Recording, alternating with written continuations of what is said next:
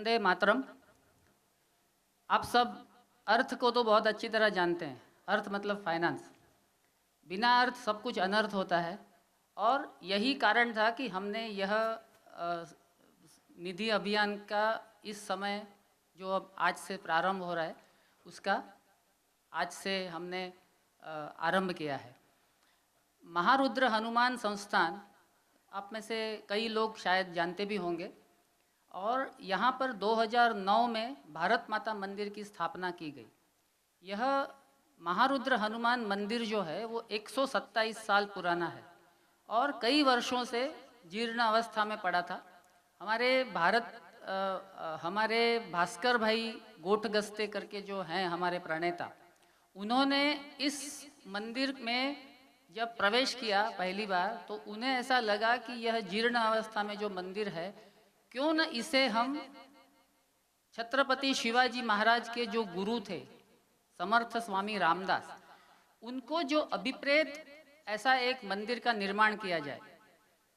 शायद आप थोड़ा सा इतिहास को खंगालेंगे तो पता चलेगा कि समर्थ स्वामी रामदास ने जिस समय पूरा दक्षिण भारत में निज़ाम शाही, आदिल शाही ऐसी पूरी आक्रांताओं की शासन व्यवस्था थी, उत्तर में मुगलों की ओर से कुचला जा रहा था सबको, और ऐसे समय में पूरा महाराष्ट्र आदिल शाही, निज़ाम शाही और मुगलों के पैरों तले रौंदा जा रहा था। उस समय 1100 मठों की स्थापना की।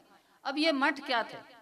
मठ ऐसे थे कि जहाँ पर एक खुला मैदान हो, छोटा सा एक मंदिर का एक स्ट्रक्चर हो और उसके अंदर हनुमान जी की स्थापना हो। हनुमान जी बल का प्रतीक है और वहाँ पर अखाड़ा बना करके कुश्ती और इसके माध्यम से युवाओं की जो फिजिकल फिटनेस है उसे सुदृढ़ किया जाए और इन्हीं में से भविष्य के जो योद्धा हैं उनका निर्माण किया जाए।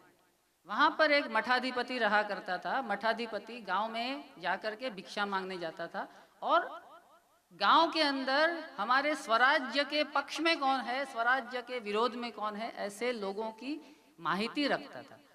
यह सब स्वामी रामदास की एक आयोजन के भागरूप सब होता था। इसी के माध्यम से छत्रपति शिवाजी महाराज के पास एक इंफ्रास्ट्रक्चर का निर्माण हुआ, एक रोड बन गया और उसके अंदर समाज को जोड़ा गया। समाज का जो आखिरी वर्ग था जिसे हम मावले कहते हैं, वो मावले इनके साथ जोड़े गए। भास्कर भाई की कल्पना में ऐसा एक मंदिर का निर्माण करना था कि जिसमें कोई शिखरबंदी नहीं है, कोई मंदिर भले ही जीर्ण है लेकिन वहाँ पर प्रवृत्तियों के चलते समाज के हर घटक को जोड़ा जाए। यदि आप थोड़ा सा 200-300 साल पहले का इतिहास खंगालेंगे तो पता चलेगा कि गांव में श्रेष्ठी रहते थे। हर गांव में, हर राज्य के अंदर श्रेष्ठी का एक वर्ग रहता था और वह वर्ग नक्की करता था कि कौन से प्रकार के समाजोपयोगी कार्य किए जाएं। शायद ये व्यवस्था हमने लोकशाही के चलते हमें लगा चलो ये सब की कोई ज़रूरत नहीं, आउटडेटेड है करके हम भूल गए। तो यही कार्य हमारा मंदिर कर रहा है। 2009 में जब ही पहली बार स्वामी सत्यमित्रानंद जी, इनका नाम कईयों ने सुना होगा, हमारे मंदिर में आए। उन्हें लगा कि नहीं, ये मंदिर बहुत ही उपयुक्त है भारत माता मंदिर की स्थापना करने के लिए। स्वामी सत्यमित्रानंद जी ने हमारे भास्कर भाई को, और उस समय 2005-2006 में उन्होंने मिशन वंदे मातरम नाम का एक मिशन हाथ में लिया था। उनकी योजना के अनुसार एक पूरे भारतवर्ष में 108 भारत माता के मंदिरों का निर्माण किया जाए जो कि उस शब्द के साथ उनकी प्रवृत्तियों का भी मेल खाता हो। ऐसा मंदिर बड़ौदा में पहला था और पूरे गुजरात में दूसरा नंबर का था। और 2009 से, और ये उद्देश्य क्या था इसका, भास्कर भाई ने इसे सहर्ष स्वीकार किया क्योंकि हर विस्तार में, शहर के किसी भी विस्तार में आप चले जाओ, मंदिर तो आपको मिल जाएंगे। कई शिव मंदिर होते हैं, माता जी का मंदिर होता है, हनुमान, मारुति, राम मंदिर या अन्य प्रकार की कृष्ण की हवेली रहती है। लेकिन जो समाज के परिवर्तन का एक केंद्र बिंदु बने, जिसे हम इंग्लिश में कैटलिस्ट ऑफ चेंज, ऐसा एक जगह बने, राष्ट्रवादी प्रवृत्तियों के लिए वह एक प्लेटफॉर्म बने, ऐसा मंदिर का निर्माण करने के लिए उनकी एक मन में योजना थी। और भास्कर भाई हमारे ऐसे हैं जो हमारी पूरी प्रवृत्ति का आत्मा है। वे कभी भी फोटो या किसी भी प्रकार के पब्लिसिटी से दूर रहते हैं। तो ऐसे उनके साथ जिन जिन लोगों ने जुड़े, मतलब जो जुड़ते गए, ऐसे करके पहले छोटा ग्रुप था, अभी बहुत बड़ा हमारा 80-100 कार्यकर्ताओं की फौज है। 1999 में जब वे पहली बार मंदिर में उन्होंने पांव रखा, तभी उनको लगा कि जो धर्म जागरण का काम है, जो वनवासी क्षेत्र हैं, वहाँ पर उनकी सिंप्लिसिटी या उनकी जो एकदम सहजता है, उसका फ़ायदा लेकर के उन्हें बरगलाया जाता है, उनकी पूरी जीवन व्यवस्था को बदला जाता है। और उसके माध्यम से एक नंबर गेम चलती है, अलग अलग पंथ के लोग अपने अपनी तरफ खींचने का प्रयत्न करते हैं। और यह करने के समय, जिसे हम इंग्लिश में मार्केटिंग कहते हैं, उनको कुछ कैरेट दिखा करके, स्टिक दिखा करके उनको उनके धर्म से परिवर्तित किया जाता है। इसकी वजह से उनकी जो जीवन पद्धति है उसमें आमूलाग्र परिवर्तन आता है और इसकी वजह से वहाँ पर असंतोष पैदा होता है। तो यह असंतोष कम कभी हो सकता है जब भी उनकी सनातन संस्कृति की जो उनकी जो परंपरा रही है वही चालू रहे। तो जब से हमने यहाँ कार्य शुरू किया तभी 41 बच्चे थे और सबसे पहले शुरू किया बच्चों से, क्योंकि बच्चे ही जब पढ़ते हैं उस समय उनको यदि जैसे शरीर को खाद्य रहता है, पोषण रहता है, वैसा मानसिक पोषण और आध्यात्मिक पोषण भी बच्चों को उस समय मिलना चाहिए। यह एक मोटो लेकर के, यह एक गोल लेकर के, यह एक उद्देश्य लेकर के उन्होंने यह कार्य शुरू किया। तब अकेले थे वे, उसके बाद अनेक लोग जुड़ते गए। 5 साल पहले मैं जब 7 साल पहले मैं जब मंदिर में जुड़ा, आप यदि किसी ने 5 साल पहले का भी मंदिर देखा है तो बहुत ही खंडेर हालत में था। ऐसे ही कार्यक्रमों के जरिए अनेक लोग जुड़ते गए। किसी ने पहली मंजिल का कार्य किया, किसी ने हम ऊपर एक वेद की पाठशाला का भी एक आयोजन है। तो यह सब इतने सारे कार्य चलते हैं कि मैं गिनाते बैठूंगा तो शायद 2-3 घंटे लग जाएंगे। तो आप, मेरी सबसे एक प्रार्थना है कि आप मंदिर में आए और जिस प्रकार के कार्य आप करना चाहते हैं, हमारी 2 बड़े राष्ट्रीय कार्यक्रम होते हैं। ये 14 अगस्त को एक राष्ट्रीय कार्यक्रम होता है, दूसरा 23 मार्च को होता है। 23 मार्च हम बलिदान दिवस के रूप में मनाते हैं, जिस दिन भगत सिंह, राजगुरु और सुखदेव को फांसी मिली थी। 14 अगस्त को हम अखंड भारत संकल्प दिन के रूप में मनाते हैं, क्योंकि ये जो विभाजन हुआ था देश का, वह हमारे जो भी कुछ सिद्धांत थे उसके विरोध में हुआ था, ऐसा हमारा मानना है। तो इसलिए हम लोग सोचते हैं कि यह भौगोलिक कितने भी टुकड़े हो गए हों, लेकिन सांस्कृतिक रूप से हम यदि अभी भी अखंड भारत बनाने के पक्ष में हैं, और वह हो सकता है यदि समाज संगठित हो। छत्रपति शिवाजी महाराज हो, महाराणा प्रताप हो, महाराणा सांगा हो, कि ये सभी लोगों के समय में राजा की जगह पर सुल्तान आए, बादशाह आए, लेकिन समाज ने हिंदू धर्म को, अपनी संस्कृति को संजोए रखा। अभी शायद हम अपने आप को एक निर्बल या दुर्बल ये करते हैं, अनुभव करते हैं, क्योंकि हम समाज के तौर पर दुर्बल हो गए। तो जिस दिन यह समाज करवट बदलेगा, और जैसे हमारा आत्मा होता है वैसे समाज का भी एक आत्मा होता है, तो यह जिस दिन समाज का आत्मा जागरूक होगा, उस दिन हमारा मानना है कि यह सब परिवर्तन अपने आप होगा। और हमने कई सालों से, करीब 2-2.5 दशक से हम लोग देख रहे हैं कि समाज में एक जो धीरे करके हमारा जो ओरिएंटेशन है वो बदल रहा है। और आखिरी 5-7 साल में तो मैं खुद अनुभव कर रहा हूँ कि नहीं, बहुत कुछ बदला है। तो यह प्रक्रिया चालू रहनी चाहिए। हर व्यक्ति ने अपना दायित्व समझ के इस दिशा में कार्य करना चाहिए। तो मैं मंदिर की ओर से, मंदिर का मैं कार्य करता हूँ, और कार्यकर्ता के तौर पे मैं आप सब लोगों को, आप सब प्रबुद्ध जन हैं, सक्षम हैं, सद्धर हैं, और सबल हैं, तो जो भी वीकर सेक्शन बोलते हैं जिसको, दुर्बल, हमारा जो समाज का जो दुर्बल भाग है, जो शायद बहुत सारी चीज़ों से वंचित रह गया है, क्योंकि अनेक कारण हो सकते हैं, तो वह कारण मीमांसा में न जाकर उनको हम एक मदद का हाथ आगे बढ़ाएं, जिसको हेल्पिंग हैंड बोलते हैं, तो बहुत कुछ हो सकता है। जैसे मैं एक एग्जांपल दूं आपको, एक उदाहरण के तौर पे, जो हम वनवासी क्षेत्र में कार्य करते हैं, हमारे अभी 1100 बच्चे हैं, उनका एक दिन का खर्च आपको जानकर सही में आश्चर्य होगा कि सिर्फ 33 रुपए है।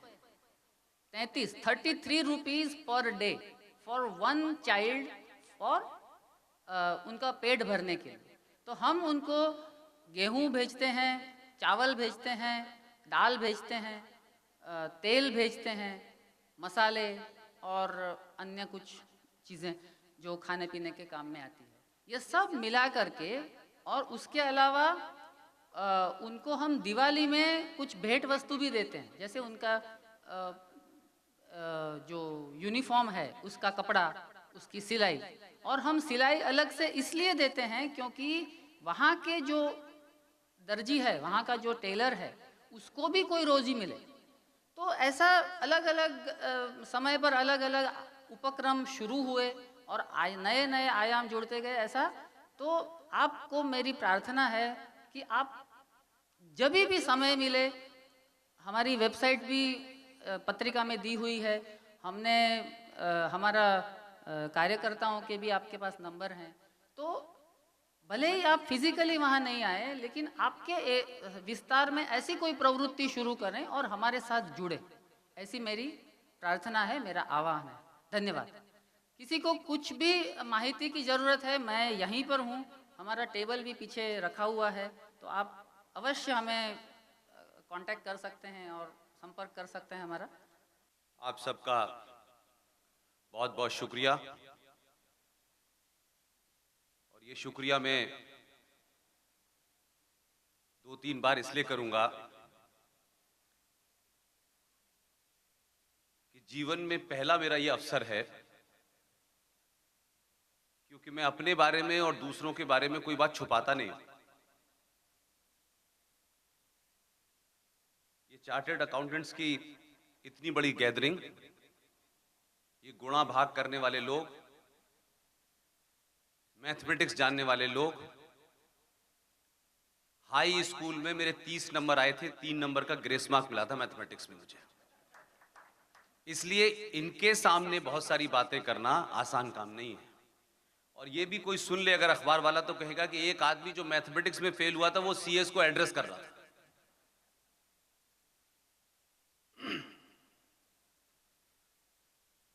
बड़ौदा के तमाम गणमान्य लोग, आज के प्रोग्राम के मुंतजमीन, ऑर्गेनाइजर, आपने जो सब्जेक्ट चुना है उस पे मैं अपनी बात जरूर रखूंगा। भारत माता मंदिर, उन लोगों ने मुझे यहाँ दावत दी, आपके शहर में पीयूष शाह साहब हैं, उनका आदेश था कि आपको आना है और इस तरीके की कुछ सभाओं को एड्रेस करना है, मोटिवेट करना है। तो मेरी कोशिश होगी कि मैं अपनी बात को आसान तरीके से रखूं और उसके साथ में एक विषय आपके सामने रखूंगा, क्योंकि आप लोग रुपए पैसे के बारे में ज्यादा जानकारी है आपको। वो रुपया पैसा जो आप सरकार को भेजते हैं, सरकार उसे कहां भेजती है, और कुछ कुछ जो नरेटिव हैं, जो शायद हमारे बड़ों को, बुजुर्गों को, बुद्धिजीवियों को विश्वविद्यालय में, स्कूल में बताने चाहिए थे, वो खुद भी कंफ्यूज थे और उन्होंने आने वाली पीढ़ियों को भी कंफ्यूज किया। इसलिए जब आप किसी शब्द का अर्थ ही गलत समझ लेते हैं तो जीवन भर आप वो गलती करते रहते हैं और एहसास नहीं होता। और इतने सारे नैरेटिव इस देश में एक लंबे समय से लगातार दिन रात बोले जाते हैं, इसलिए हम जब अपने शत्रु का आमना सामना करते हैं तो हमारी शब्दावली ही अपनी हार का कारण बनती है। एक शब्द है देश और एक शब्द है राष्ट्र, और हम सब लोग देश को भी राष्ट्र समझते हैं और राष्ट्र को भी देश समझते हैं। इसलिए जब हम उस नैरेटिव को सामने रखते हैं तो हमारा पूरा समाज कंफ्यूज है, सनातनी हिंदू समाज कंफ्यूज है, दुनिया के बाकी जितने भी हैं, चाहे वो क्रिश्चियंस हो, मुसलमान हो और लोग हो, वो कंफ्यूज नहीं है। इसलिए हम आज जो भी कुछ आप देश में बदलाव देख रहे हैं, 135 करोड़ ऑफिशियल बताई जाती है, 125 करोड़ लोगों के पास आधार है और 10 करोड़ लोगों के पास आधार अभी बना नहीं है। और सुप्रीम कोर्ट कहती है कि 5.5 करोड़ लोग इस देश में इलीगल तरीके से रह रहे हैं। और हमारा समाज इसमें कंफ्यूज है कि सुप्रीम कोर्ट नियम बनाएगी, फिर पुलिस आएगी, फिर उसकी इंक्वायरी होगी, तब उन्हें हम निकालेंगे। और इस प्रक्रिया में जो इलीगल हैं वो 4 गुना हो चुके होंगे। तो एक देश से हमारी जो अपेक्षा होती है उसमें हम सब कुछ चाहते हैं कि देश करे। देश एक जमीन का टुकड़ा होता है, उसकी बाउंड्री होती है और उसको, देश को चलाने के लिए एक सरकार बना दी जाती है कि ये आपको चलाना है। उसमें एक न्यायपालिका है, उसमें एक पुलिस है, उसमें एक आर्मी है और उन सब के लिए एक संविधान बना हुआ है। वो अच्छा है बुरा है उस पर बहस अलग हो सकती है। देश संविधान से चलता है। प्रधानमंत्री शपथ लेता है, पुलिस के लोग शपथ लेते हैं, फौज शपथ लेती है, जज साहब शपथ लेते हैं। उस शपथ जिस चीज की ले रहे हैं वो ठीक है ना ठीक है, इस पर बहस नहीं हो रही। लिहाजा भारत देश जिसे आप कहते हैं, हमारे संविधान के पेज नंबर 3 पर पहली लाइन ही ये लिखी हुई है, इंडिया दैट इज भारत। अब आप कहेंगे इंडिया दैट इज भारत का मतलब क्या है? इसकी चर्चा मैं इसलिए कर रहा हूं कि जो मैं लार्जर बात आप सब कहूंगा तो शायद आपको आसान तरीके से आप समझ पाएंगे। हम देश नहीं बचा रहे हैं।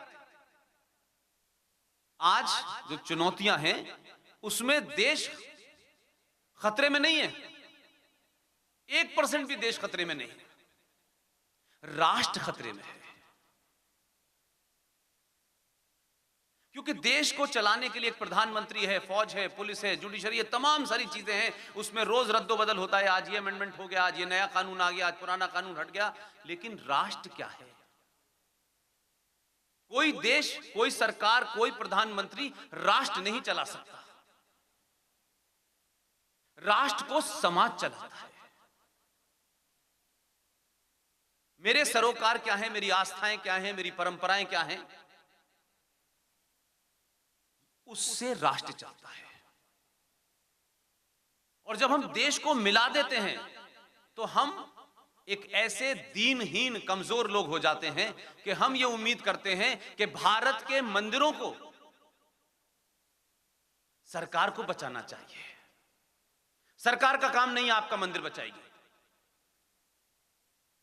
और एक कमजोर, एक स्वार्थी समाज, एक डरपोक समाज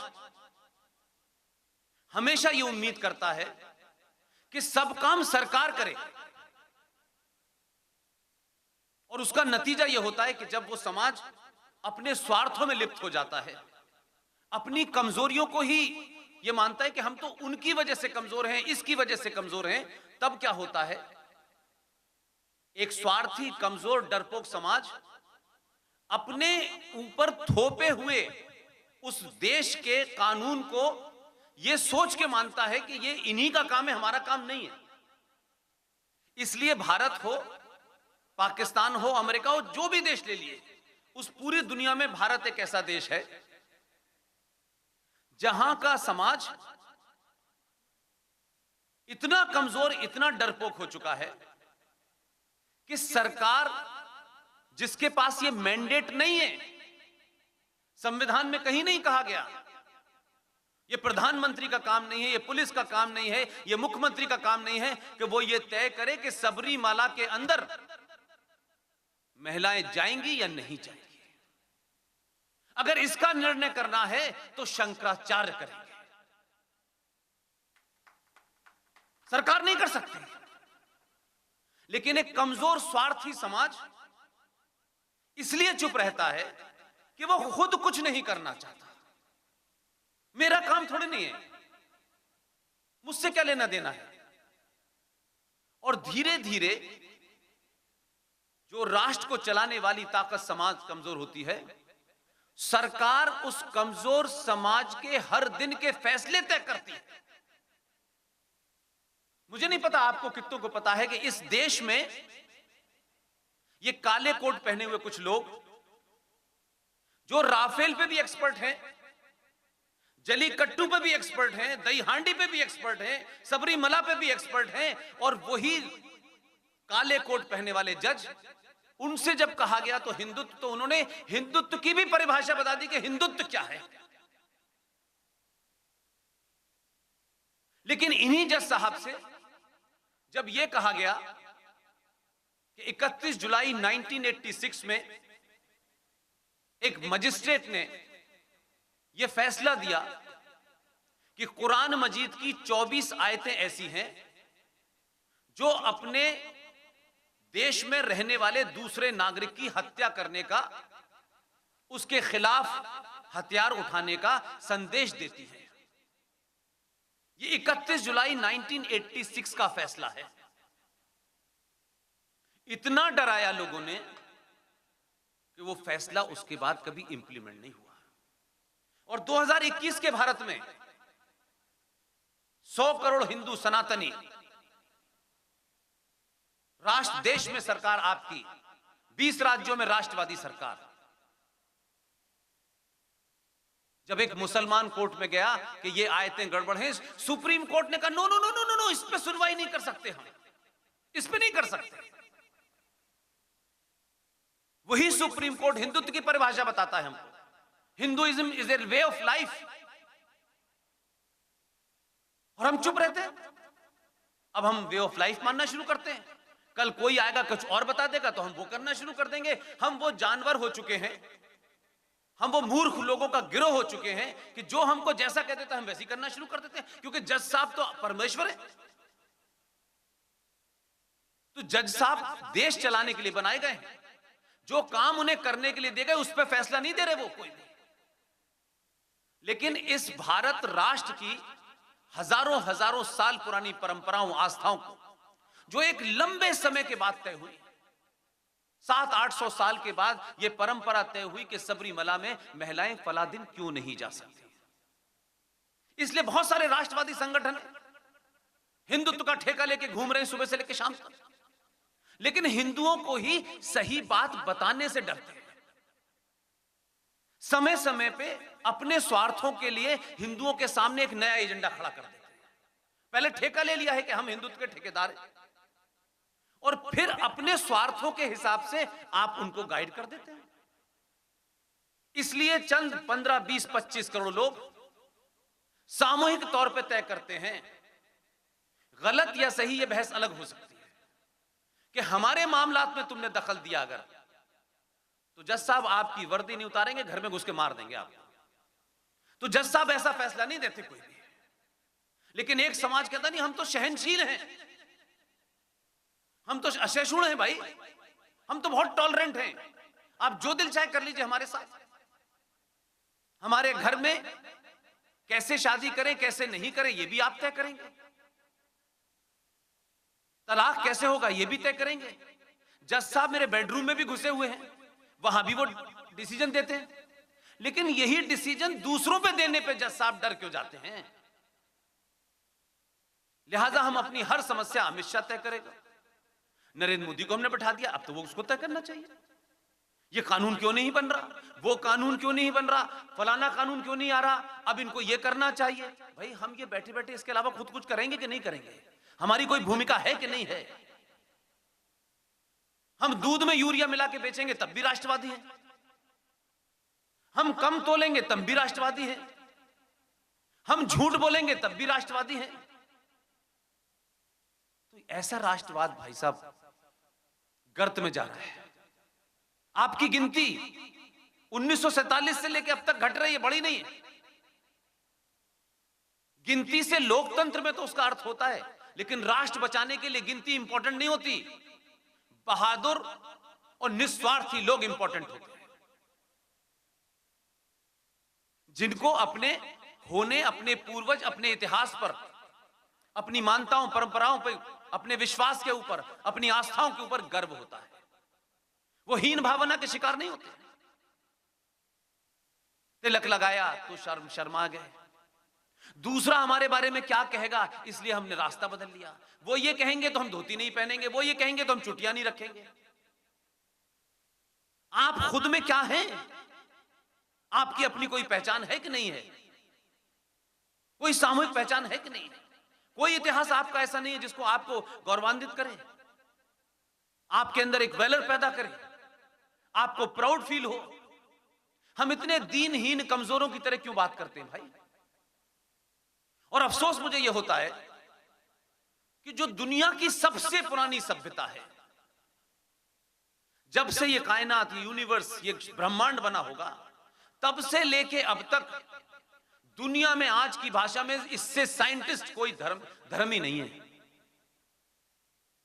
लेकिन हमारी स्थिति यह है कि समुद्र अपना मुकाबला नाली से कर रहा है। सूरज को जुगनू डरा रहे हैं और डर रहे हैं, और हम लगातार अपने होने का एहसास खो रहे हैं और जुगनू से मुकाबला करने के लिए अपनी सारी शक्ति लगा रहे हैं। और वो हंस रहा है, पूरी दुनिया में मजाक उड़ रहा है आपका, लेकिन हमको लगता है कोई फर्क नहीं पड़ता। हम ऐसे ही जिए जा रहे हैं। एक जनरेशन आई, दूसरी आई, तीसरी आई, हमने मकान बनवा लिया, 4 गाड़ियां खरीद ली, 50 गज में, 500 गज में मकान है, 1000 गज में मकान है। हमको पता ही नहीं है, क्योंकि हमारे लिए सुबह होना और शाम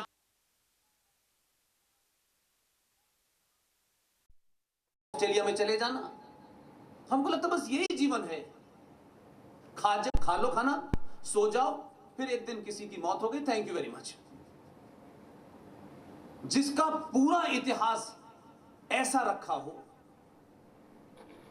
वो समाज पूरी दुनिया में सबसे कमजोर है। बौने लोगों को आपने अपना दुश्मन इसलिए बना लिया है क्योंकि आप खुद बौनों की तरह सोचने लगे।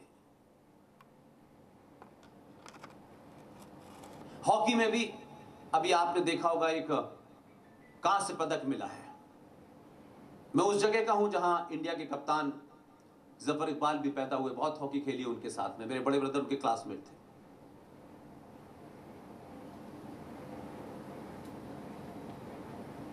टीम मुकाबले में अगर कोई ये कहे कि सिर्फ 2 ही मेडल ऐसे होते हैं जिन्हें जीत के बाद लिया जाता है, या तो गोल्ड या ब्रोंज। जिसको रजत पदक मिलता है वो ये कहता है हमें रजत पदक मिला था।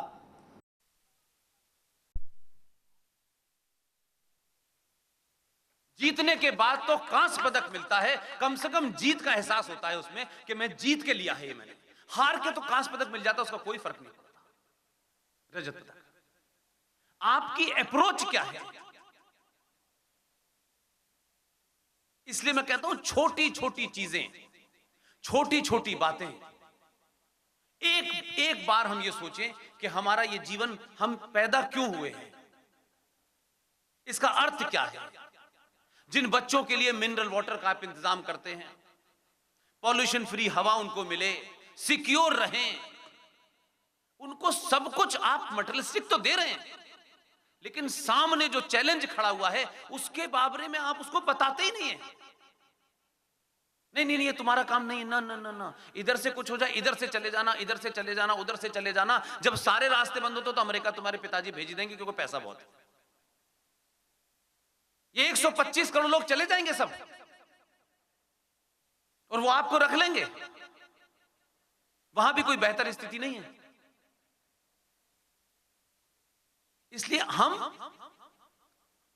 दो किस्म की लड़ाई लड़ रहे हैं। एक लड़ाई होती है 5 साल बाद, जब आपको बटन दबाना होता है, और एक लड़ाई होती है जो पूरे 5 साल चलती है, जिसे मुझे और आपको लड़ना है, जिसमें आपकी भूमिका है, मेरी भूमिका है। और किसी को यह कहने की आवश्यकता नहीं है कि हम क्या करें। 4 साल से मैं एक ही बात कह रहा हूं, आप अपनी क्षमता और योग्यता के हिसाब से जो कर सकते हैं वही कर दें, वही बड़ा काम है। सबको बंदूक लेकर के नहीं जाना, सब मोदी नहीं बन सकते, सब अमित शाह नहीं बन सकते, सब लोग योगी नहीं बन सकते। हम उस योगी को वो वहां बना रहे, उसके होने से जो भारत मां को डायन कह रहा था, वो हॉस्पिटल में लेटा हुआ अपनी आखिरी सांसें गिन रहा है। जिस आदमी को, बदमाश को, जिसका चचा भारत का उपराष्ट्रपति था, भाग के गया उत्तर प्रदेश के चुनाव से पहले, कांग्रेस ने एक फर्जी एक्सटॉर्शन के टेलीफोन पे उसे तत्काल उत्तर प्रदेश से पंजाब कर दिया और कहा कि साहब इस एक्सटॉर्शन के केस में इस आदमी को जान का खतरा है, और पंजाब की जेल में रखा क्योंकि वहां कांग्रेस की सरकार थी। एक टेलीफोन कॉल की वजह से। लेकिन आपने 2017 में एक ऐसे गेरुए वस्त्रधारी को भेजा है जिसे दुनिया की सारी भाषाएं आती है।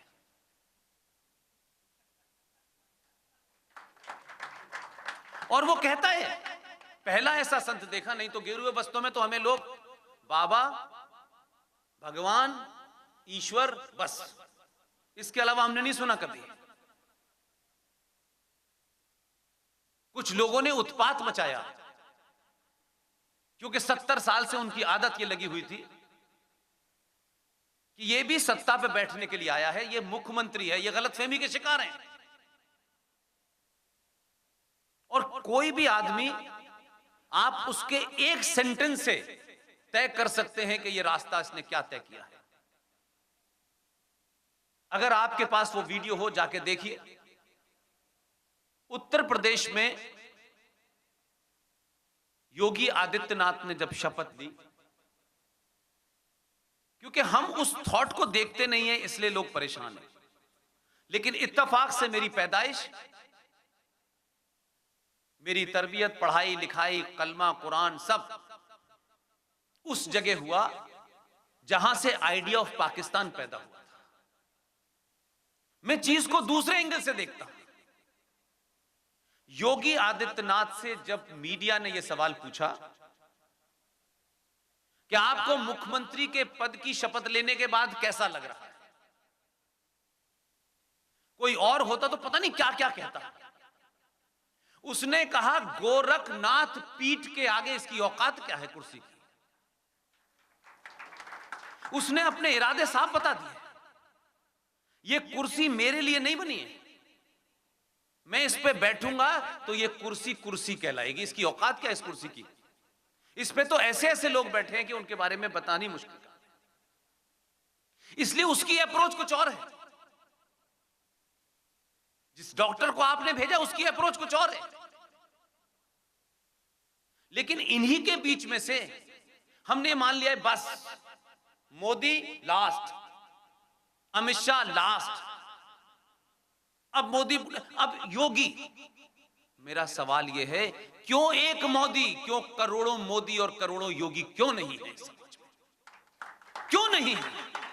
हर जगह आपके संगठन में, साधुओं के संगठन में, एक्स संगठन में, वाई संगठन में करोड़ों योगी मोदी क्यों नहीं हम पैदा कर पाते?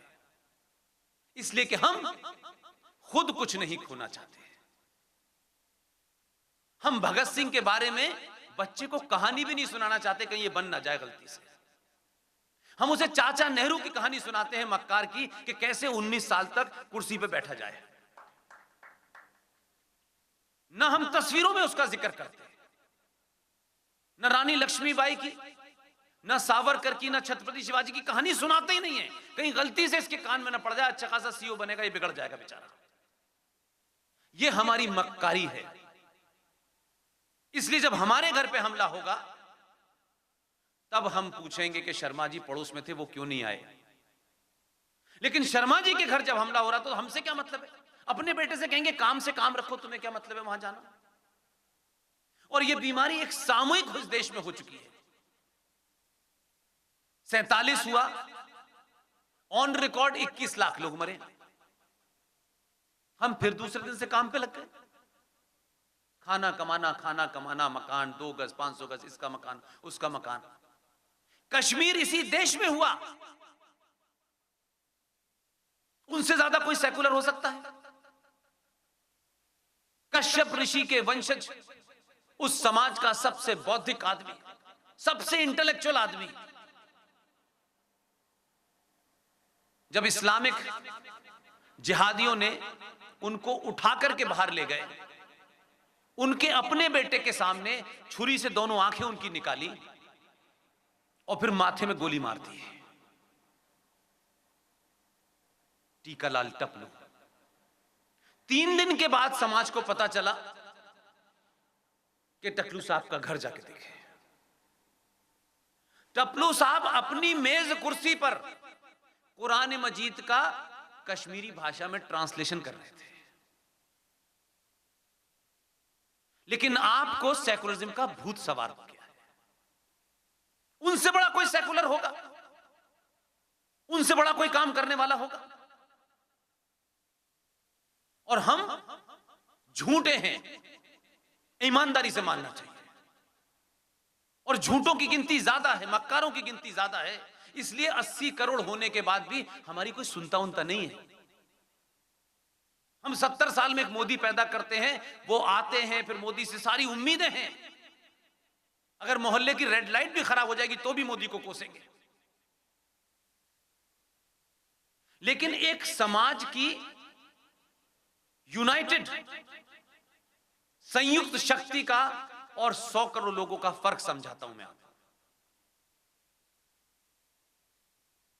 वो फर्क इतना ही है कि आप सब जानते हैं, आप तो मुझसे उम्र में भी बड़े लोग हैं, 1947 से लेके क्या भारत के अंदर कभी कोई ऐसी सरकार आई जिसमें 250 मुसलमान एमपी थे?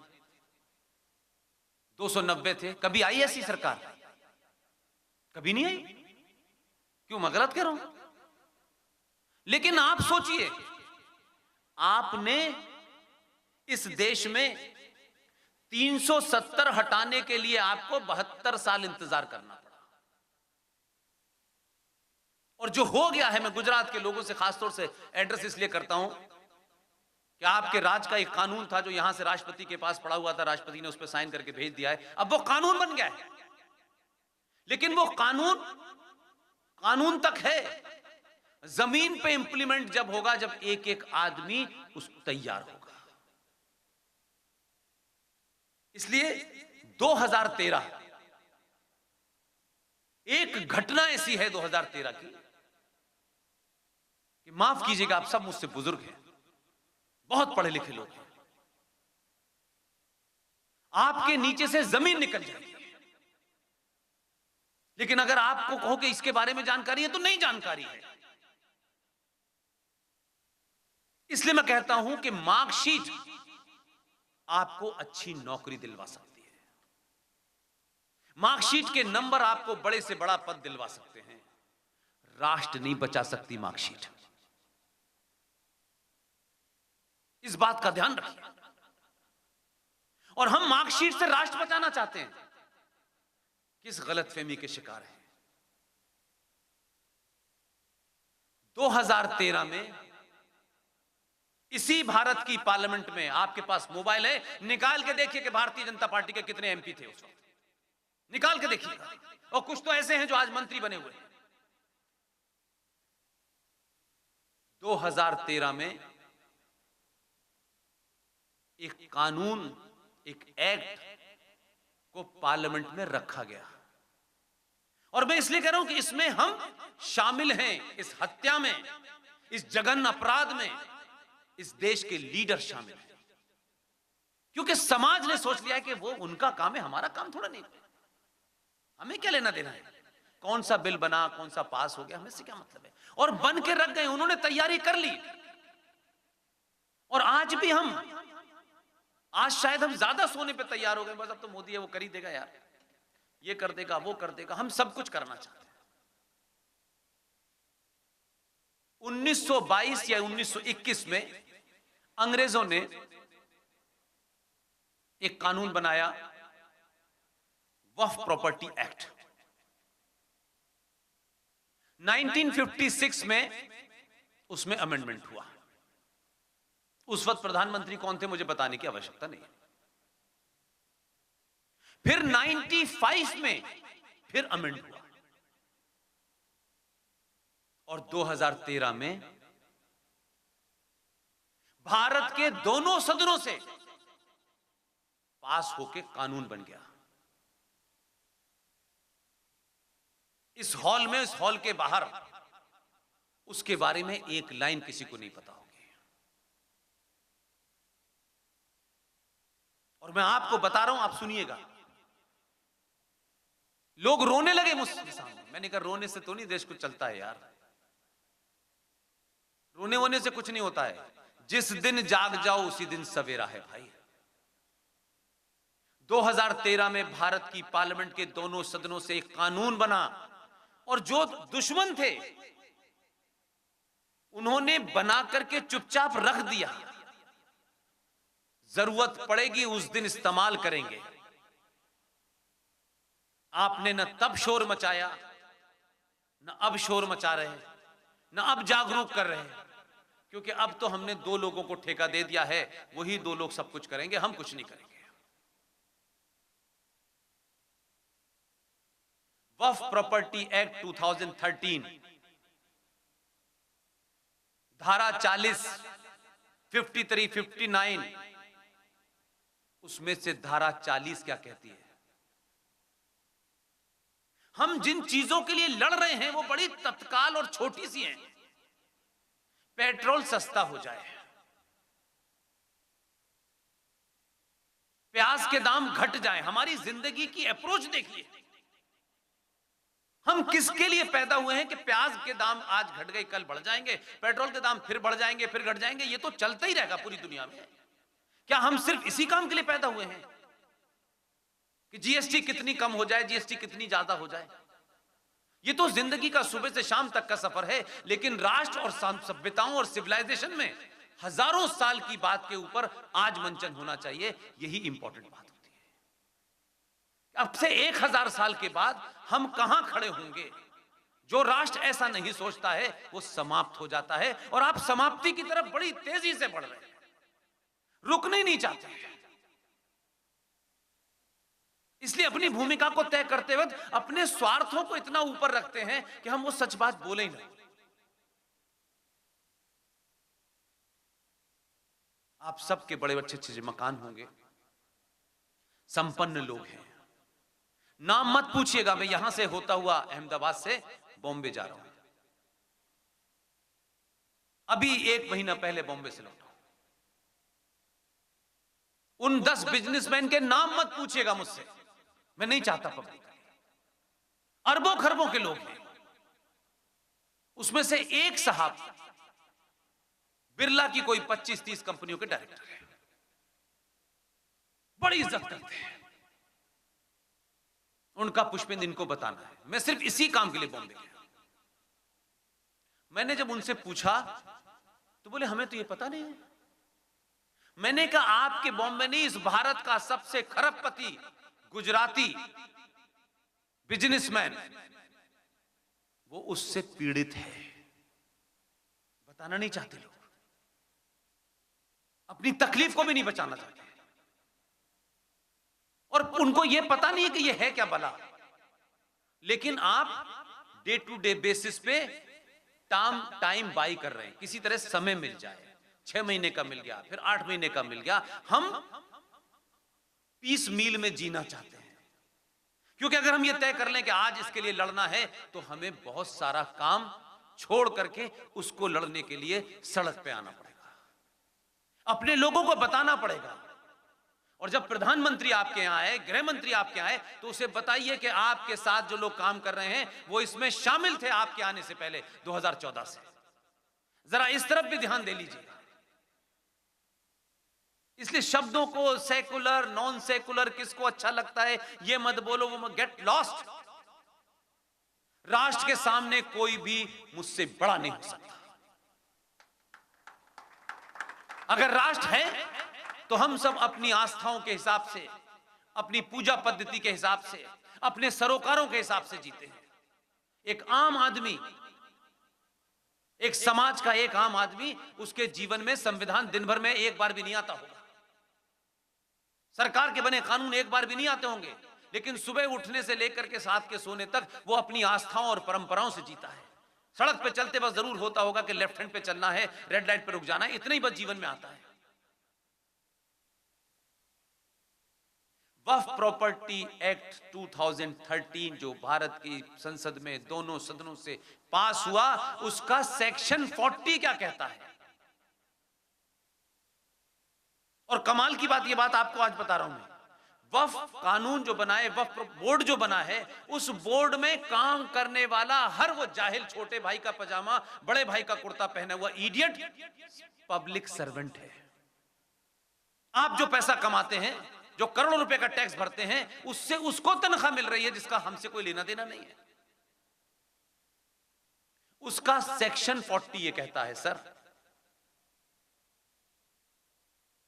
कि आपके जितने भी लोग इस सभागार में बैठे हैं, आप यहां से जाएं, मैंने जो कुछ कहा है उसमें ह्यूमन एरर को छोड़ दें थोड़ी देर के लिए। गूगल है, तलाशिएगा और पढ़ लीजिएगा। वो ये कहता है कि वक्फ प्रॉपर्टी बोर्ड के 2 जाहिल मुसलमान, इससे ज्यादा साफ शब्दों में नहीं कह सकता मैं, वो आपके घर पे आए, मैडम के घर पे आए, आपके घर पे आए, और वो आपके घर आने के बाद आपसे कुछ नहीं कहेंगे वो, और उनको ये लगता है, इफ दे फील कि ये जो मकान बना है चौधरी साहब का, मोदी साहब का, अमित शाह साहब का, ये मकान वक्फ प्रॉपर्टी के ऊपर बना हुआ है।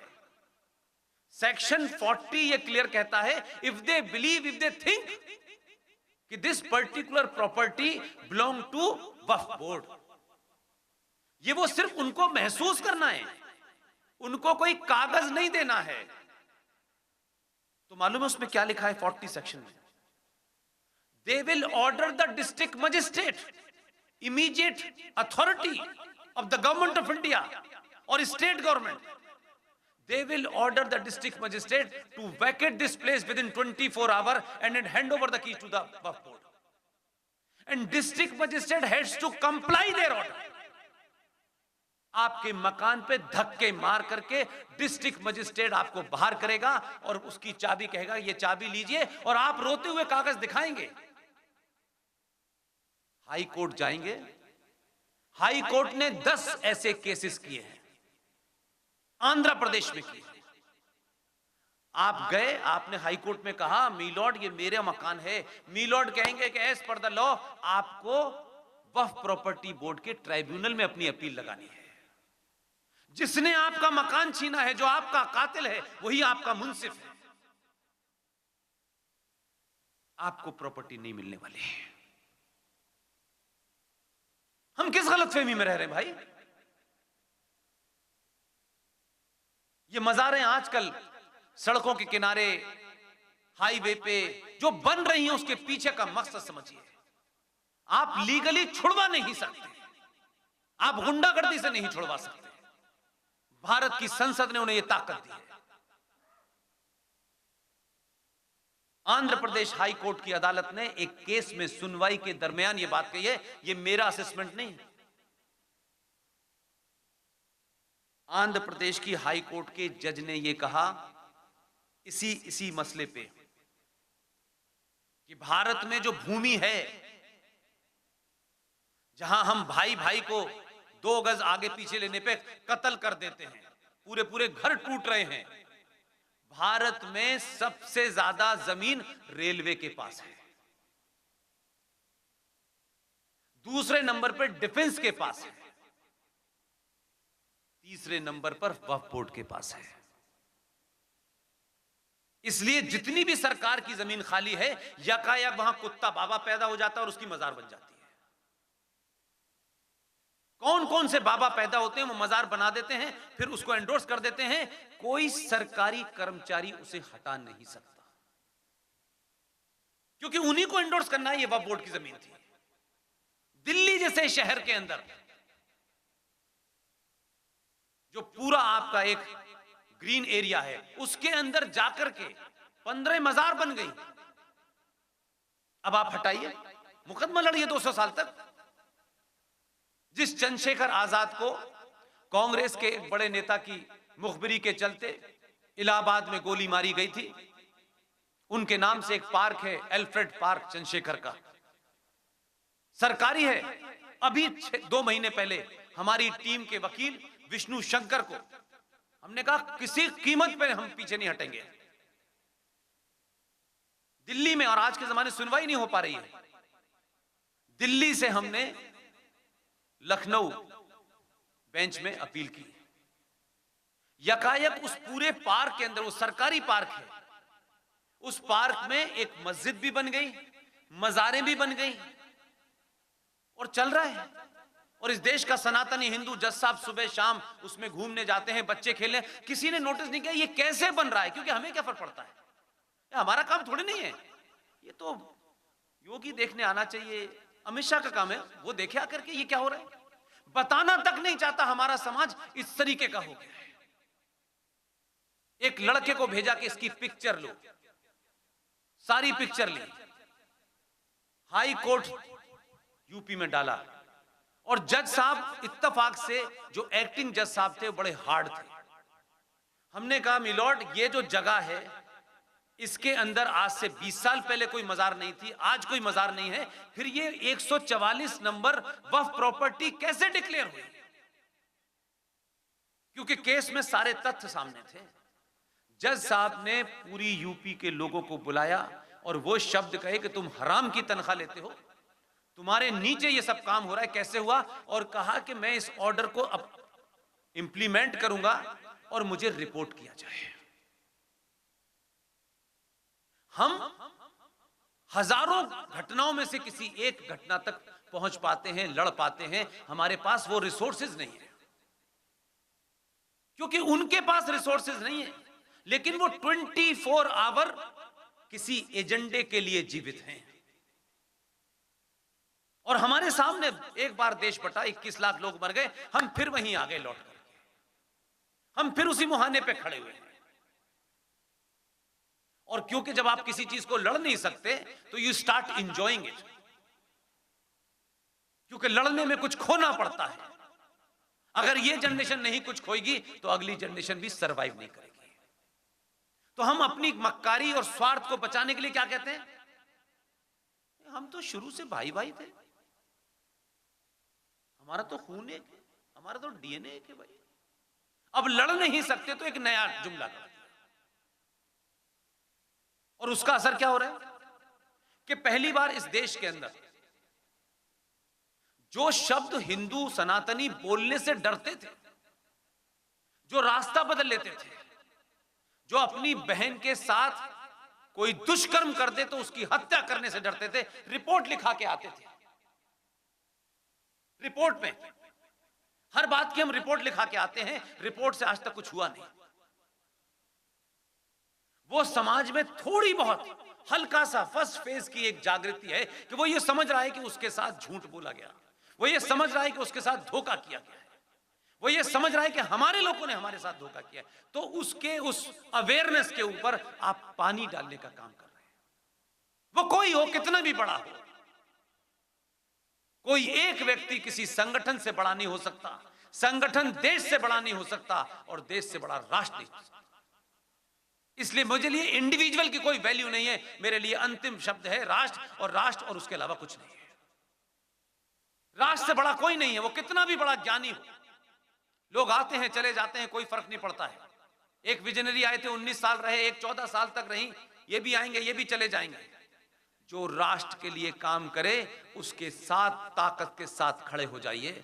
यही आज की मांग है, यही आज की पुकार है, यही जिंदगी में मैं समझता हूं कि सबसे इंपॉर्टेंट है। बाकी सब कुछ बेकार है।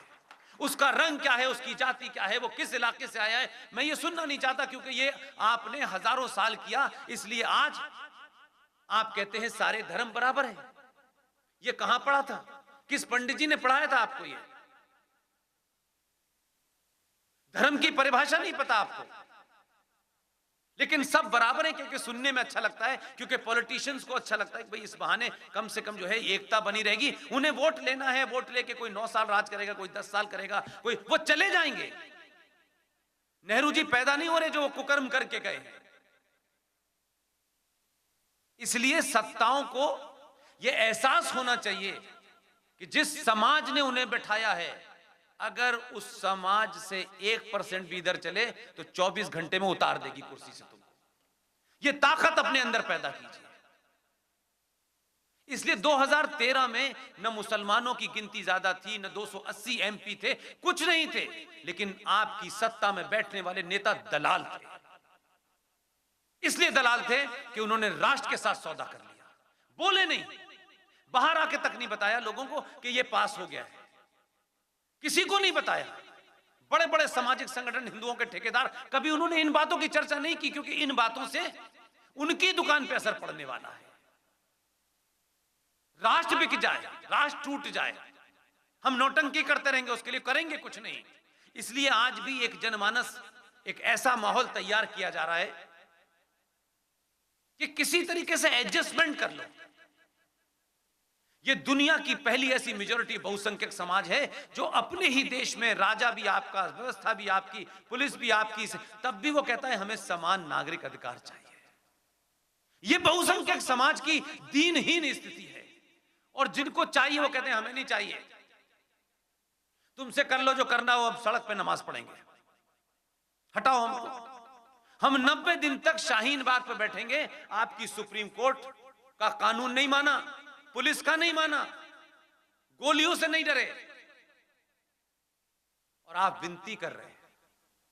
ऐसे ही कुछ लोग दिल्ली के अंदर बैठे हुए हैं, इसलिए कि वो एक एजेंडे के तहत आए हैं। कम से कम अगर गलत है, लेकिन कन्विक्शन तो देखिए उनका। दुश्मन से भी चीज सीखनी चाहिए। हम तो 5 मिनट राष्ट्रवाद पे बात ऐसे करते हैं कि जैसे कोई राष्ट्रवाद बड़ा एहसान कर दिया हमने। बात भी नहीं करना चाहते, आपस में भी नहीं करना चाहते, लेकिन सुबह से भाव ताव कितना चल रहा है, 2 रुपए गिरा, 5 रुपए उठा, 4 रुपए गिरा। अरे भाई, राष्ट्र गिर गया, आपका सिक्का उठेगा नहीं उठेगा भगवान ही जाने।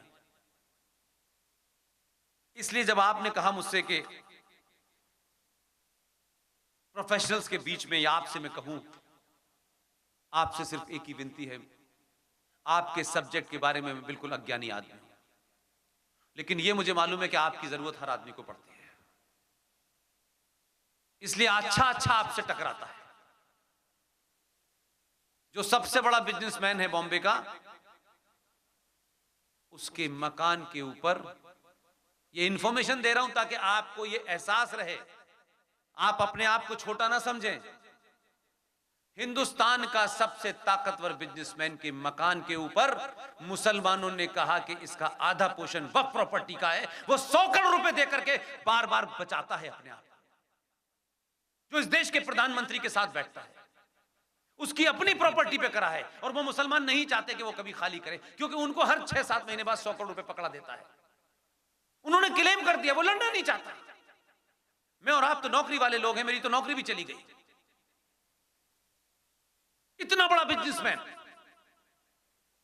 जो प्रधानमंत्री के कंधे पे हाथ रख के बात करता है, उसके अपने मकान के ऊपर क्लेम कर दिया गया है। वो जानते हैं कि कहां क्लेम करना है, वो लड़ना नहीं चाहता, वो पैसे देके टाइम बाई कर लेता है। आप कर पाएंगे?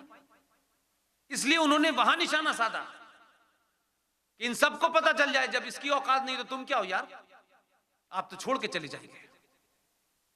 हम दिख नहीं रहा है, हम ये मांग नहीं करते हैं, पेट्रोल की कीमत पे धरना देने चले जाते हैं। यार इस बीमारी से बाहर निकलो। आपको इस देश की सत्ताओं ने अपाहिज बना दिया। आपके साथ वैसे ही किया है जैसे एक सौतेली मां 10 साल के बच्चे को भी गोद में लेके घूमती थी, 15 साल का हो गया तब भी गोद में लेके घूमती थी। मोहल्ले वाले बड़े परेशान थे, यार ये कैसी है सौतेली मां है, इतना प्यार करती है ये इससे, 15 साल के बच्चे को भी जो है गोद में लेके घूमती है। कुछ महिलाओं ने एक दिन उससे जाके पूछा कि ये बताओ ये कैसे हो सकता है कि तुम इसकी सौतेली मां हो तब भी तुम इसको 15 साल में अपनी गोद में लेके घूमती हो। उस सौतेली मां ने कहा कि मैं पूरे समाज से ये कहना चाहती हूं कि मैं कितना प्यार करती हूं, मैं इसे अपाहिज बनाना चाहती हूं ताकि मेरी औलाद जिस दिन पैदा हो तो ये सिर्फ उसके टुकड़ों पे पले। हिंदुस्तान में रिजर्वेशन की बीमारी उसी अपाहिज बनाने की बीमारी है। यादव को दे दिया तो ठाकुर खड़ा हो गया, ठाकुर को दे गया तो दलित खड़ा हो गया। आप रिजर्वेशन की बीमारी से ग्रस्त हैं। 5% इसको दे दो, 1.5% इसको दे दो, आप ये बांटते रहिए रेवड़ियां। उन्होंने कभी रिजर्वेशन नहीं मांगा, उन्होंने अपनी ताकत के बल पर 1991 में प्लेसेस ऑफ वर्शिप एक्ट मांगा, मिल गया। 92 में जो आदमी 1958 में मर गया था, देश का पहला जाहिल शिक्षा मंत्री जो ना स्कूल गया, ना कॉलेज गया, ना यूनिवर्सिटी गया, भारत रत्न दिया गया 92 में।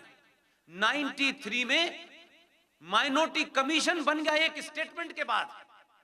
आप सबको पता है माइनॉरिटी कमीशन क्या है, लेकिन कभी उसकी गहराई में गए वो माइनॉरिटी कमीशन है क्या, उसका बजट कितना है। पिछली इसी सरकार के पिछले बजट में 400 करोड़ रुपया और ऐड कर दिया गया,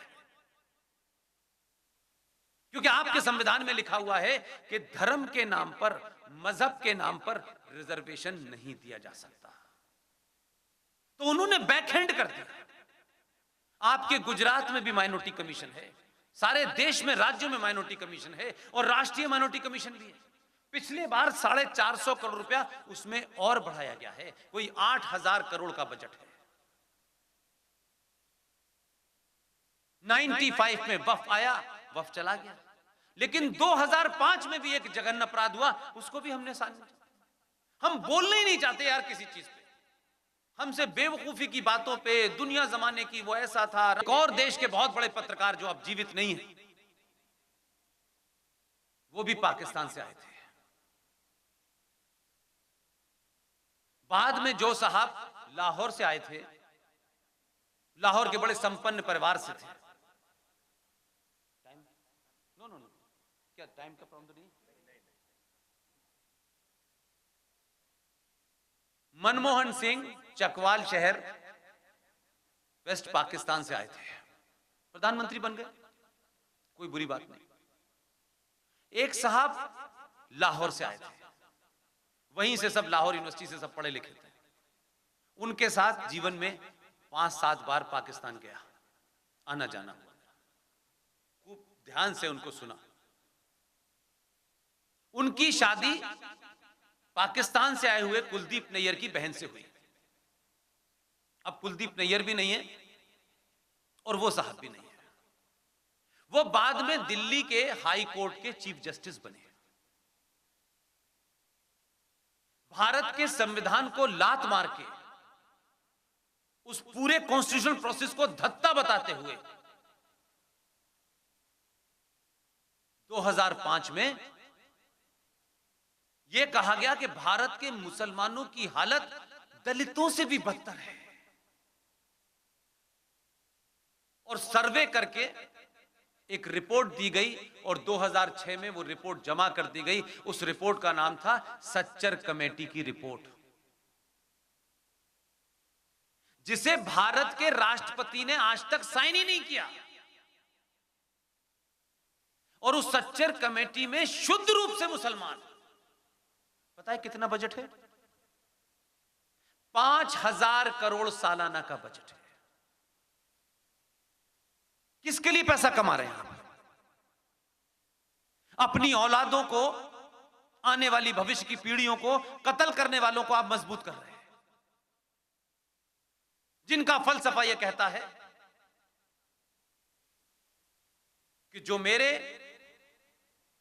अल्लाह पे यकीन नहीं रखता उसका कत्ल वाजिब है, जिनका पहला कलमा कहता है, सूरा नंबर 9 आयत नंबर 5। हम किसके लिए कमा रहे हैं? किनको मजबूत बना रहे हैं? किनको इतनी रिबेट दे रहे हैं कि आपने वो कहा कि साहब मुसलमानों में तो कोई जात पात होती नहीं है, क्योंकि मस्जिद में अहमद और अयाज दोनों एक लाइन में खड़े हैं, लेकिन आपके ओबीसी के अंदर आईएएस की गिनती में, यूपीएससी बोर्ड के अंदर ओबीसी के कोटे से भी मुसलमान ओबीसी बन गए हैं। फिर उर्दू में कहा है कि आप उर्दू में इम्तिहान दे सकते हैं, तो उर्दू के पर्चा बनाने वाला और उर्दू की कॉपी जांचने वाला दोनों अलीगढ़ मुस्लिम विश्वविद्यालय है। आप इस देश की व्यवस्था के अंदर 500 से ज्यादा पाकिस्तान बना चुके हैं, लेकिन इस देश के नेताओं का दिल इस बात से नहीं भर रहा है यार कि हम ये क्या करने आए हैं यार। प्रधानमंत्री बनो, गृह मंत्री बनो, डिफेंस मिनिस्टर बनो, आज भी भारतीय जनता पार्टी को भारतीय जनता पार्टी से खतरा है। दो लोगों के आपको अंदरूनी खतरा है, बाहर का कोई माई का लाल उसे नहीं हरा सकता। लोगों की इच्छाएं इतनी जागृत हैं, अपनी अपनी गोटियों में लग गए हैं। इसे निपटाओ पहले, क्योंकि इसकी वजह से हम प्रधानमंत्री नहीं बन पा रहे, हम कुछ कमा नहीं पा रहे हैं। इसलिए पूरे उत्तर प्रदेश के अंदर एक माहौल बनाया जा रहा है। आपके लोग शामिल हैं, माफ कीजिएगा। इसलिए आप सबसे मेरी दरखास्त है, आप अच्छे चार्टर्ड अकाउंटेंट हैं, खूब पैसा कमाएं, खूब कमाएं। पैसा कमाए बगैर चीजें नहीं चलती हैं। मैं यहां आया हूं तो किसी ने तो टिकट मेरी कराई होगी, ऐसा तो होगा नहीं कि मैं पैदल पैदल आया हूं। कोई तो मुझे रात में खाना खिलाएगा। तो जिसके पास 5,000 रुपए होंगे वो कहेगा साहब 1,000 रुपए आप इनके ऊपर खर्च कर दिए, यही होगा ना। पैसा कमाना जरूरी है, लेकिन सिर्फ पैसा कमाना जरूरी नहीं है। इसलिए मैं कहता हूं कि आप के बीच में ऐसे बहुत लोग हैं, आपने कभी उनको उस चश्मे से देखा नहीं। आपको लगा कि ये कैसे फकीर टाइप के लोग घूम रहे हैं, ये पता नहीं क्या करते हैं। इसलिए मैंने कहा मार्कशीट आपको नौकरी दिलाएगी, आईएएस बनके आप अच्छी नौकरी पाएंगे, लेकिन आईएएस बनके देश को आज तक किसी ने बचाया नहीं। जिसके पास मार्कशीट ही नहीं है वही देश का प्रधानमंत्री बना हुआ है, ध्यान रखिएगा। जो मार्कशीट वाले थे, जो वर्ल्ड बैंक में थे, वो इतने पाप करके गए हैं कि उन्होंने गिरवी रख दिया देश सारा। इसलिए आपके बीच में ऐसे भी लोग हैं कि हमारे बच्चे, हमारे पास पैसा है, रुपया है, साधन है, तो शायद वो अच्छी शिक्षा ले रहे हैं। लेकिन आपके बीच में बहुत सारे ऐसे लोग हैं जो बच्चों को एक एक दिन का खाने का इंतजाम करके पढ़ा रहे हैं। आपका पैसा सच्चर कमेटी में भी जा रहा है, माइनॉरिटी कमीशन में भी जा रहा है, हज कमेटी में भी जा रहा है, मुस्लिम एजुकेशन बोर्ड में भी जा रहा है, वक्फ बोर्ड में भी जा रहा है। क्या आपको कभी ये एहसास ऐसा नहीं हुआ कि यार ये सब तो मजबूरी है, सरकार का मामला है, देना है? लेकिन क्या अपने बीच में से जो लोग एक एक दिन का इंतजाम करके कुछ बच्चों को योद्धा बना रहे हैं, उनको राष्ट्र के बारे में मजबूत बना रहे हैं, उनको सीईओ बनने की ट्रेनिंग नहीं दे रहे, क्या हम उनकी मदद नहीं कर सकते? गुजरात जो पूरे देश को सब कुछ देता है, बड़ौदा, सूरत, आपका हर शहर में हजारों हजारों करोड़पति पड़े होंगे। मैं भारत माता मंदिर में भी जाऊंगा। आपके बीच में एक बुजुर्ग हैं, मैं जब भी आता हूं उनसे मिलता हूं। मेरी कोई हैसियत नहीं है, मैं खुद नौकरी छोड़ चुका हूं, मैं खुद दिल्ली में किराए के मकान में रहता हूं, लेकिन यह मैंने कॉन्शियस डिसीजन लिया है। लेकिन ऐसे लोग हैं जो गुरुकुल की तरह बच्चों को पाल रहे हैं। क्या हम बड़ौदा के लोग, इतने गणमान्य लोग, इतने सक्षम, इतने सामर्थ्यवान लोग 1100 बच्चों का जिम्मा दो का भी नहीं ले सकते? और वो जिम्मा लेने से वो बच्चे करेंगे क्या जिनके पता नहीं, ना मां बहन ना बाप हैं, वो हैं। लोग बच्चों को फिदाइन बना रहे हैं।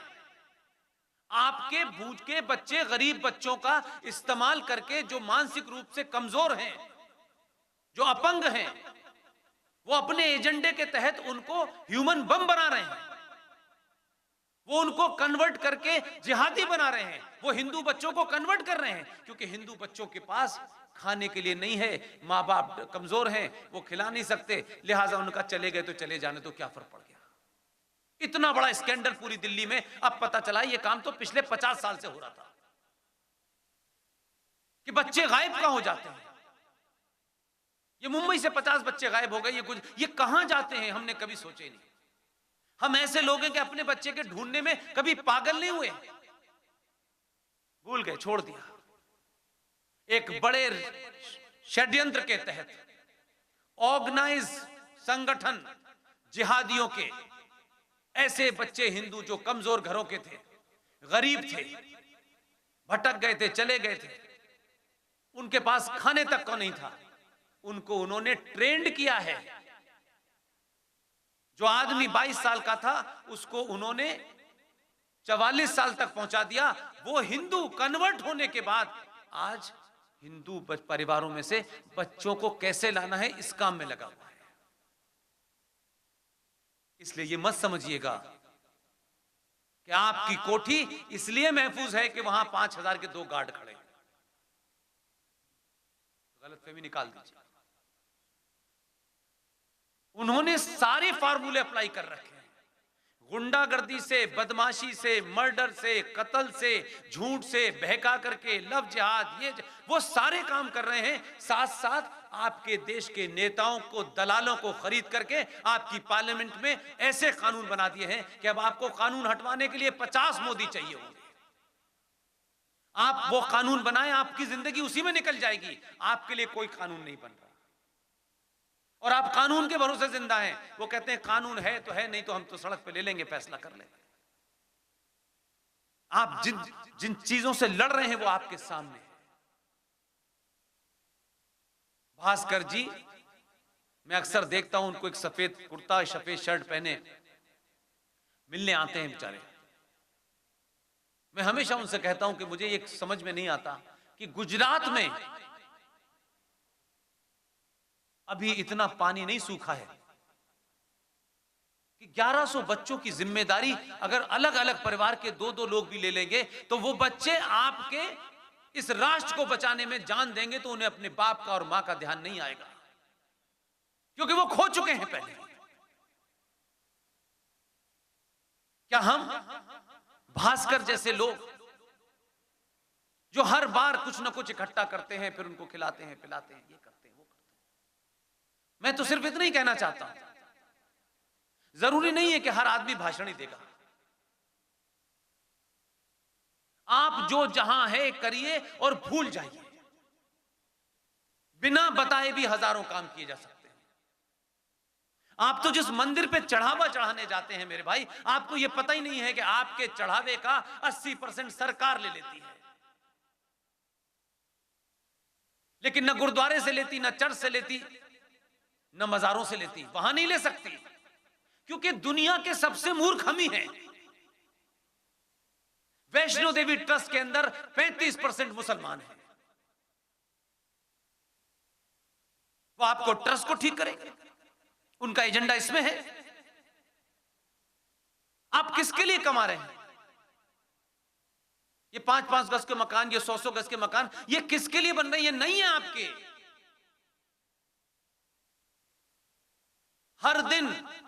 हर दिन इस देश के अंदर आप खत्म हो रहे हैं। आपको दिख नहीं रहा हम कैसे खत्म हो रहे हैं, क्योंकि आप सिर्फ हेडलाइन पढ़ते हैं, सो जाते हैं। आप मींस अपने ऊपर मत लीजिएगा पर्सनली, आप एक जनरल टर्म्स में कह रहे हैं। 500 से ज्यादा कश्मीर 3 साल से कह रहा हूं, रुक नहीं पाए। क्या बंगाल में हिंदू मर गए सारे? वहां पुरुषार्थ खत्म हो गया? लेकिन सारा देश कह रहा है भाई वहां पे सरकार को एक्शन लेना चाहिए, कश्मीर में सरकार को एक्शन लेना चाहिए, केरला में लेना चाहिए। सब काम सरकार करेगी, कुछ आप भी तो कर दो 2-4 काम। और आप तो कम से कम उन लोगों में से हो कि आपने जब काम किया, इसीलिए 2002 के बाद से शांति है यहां।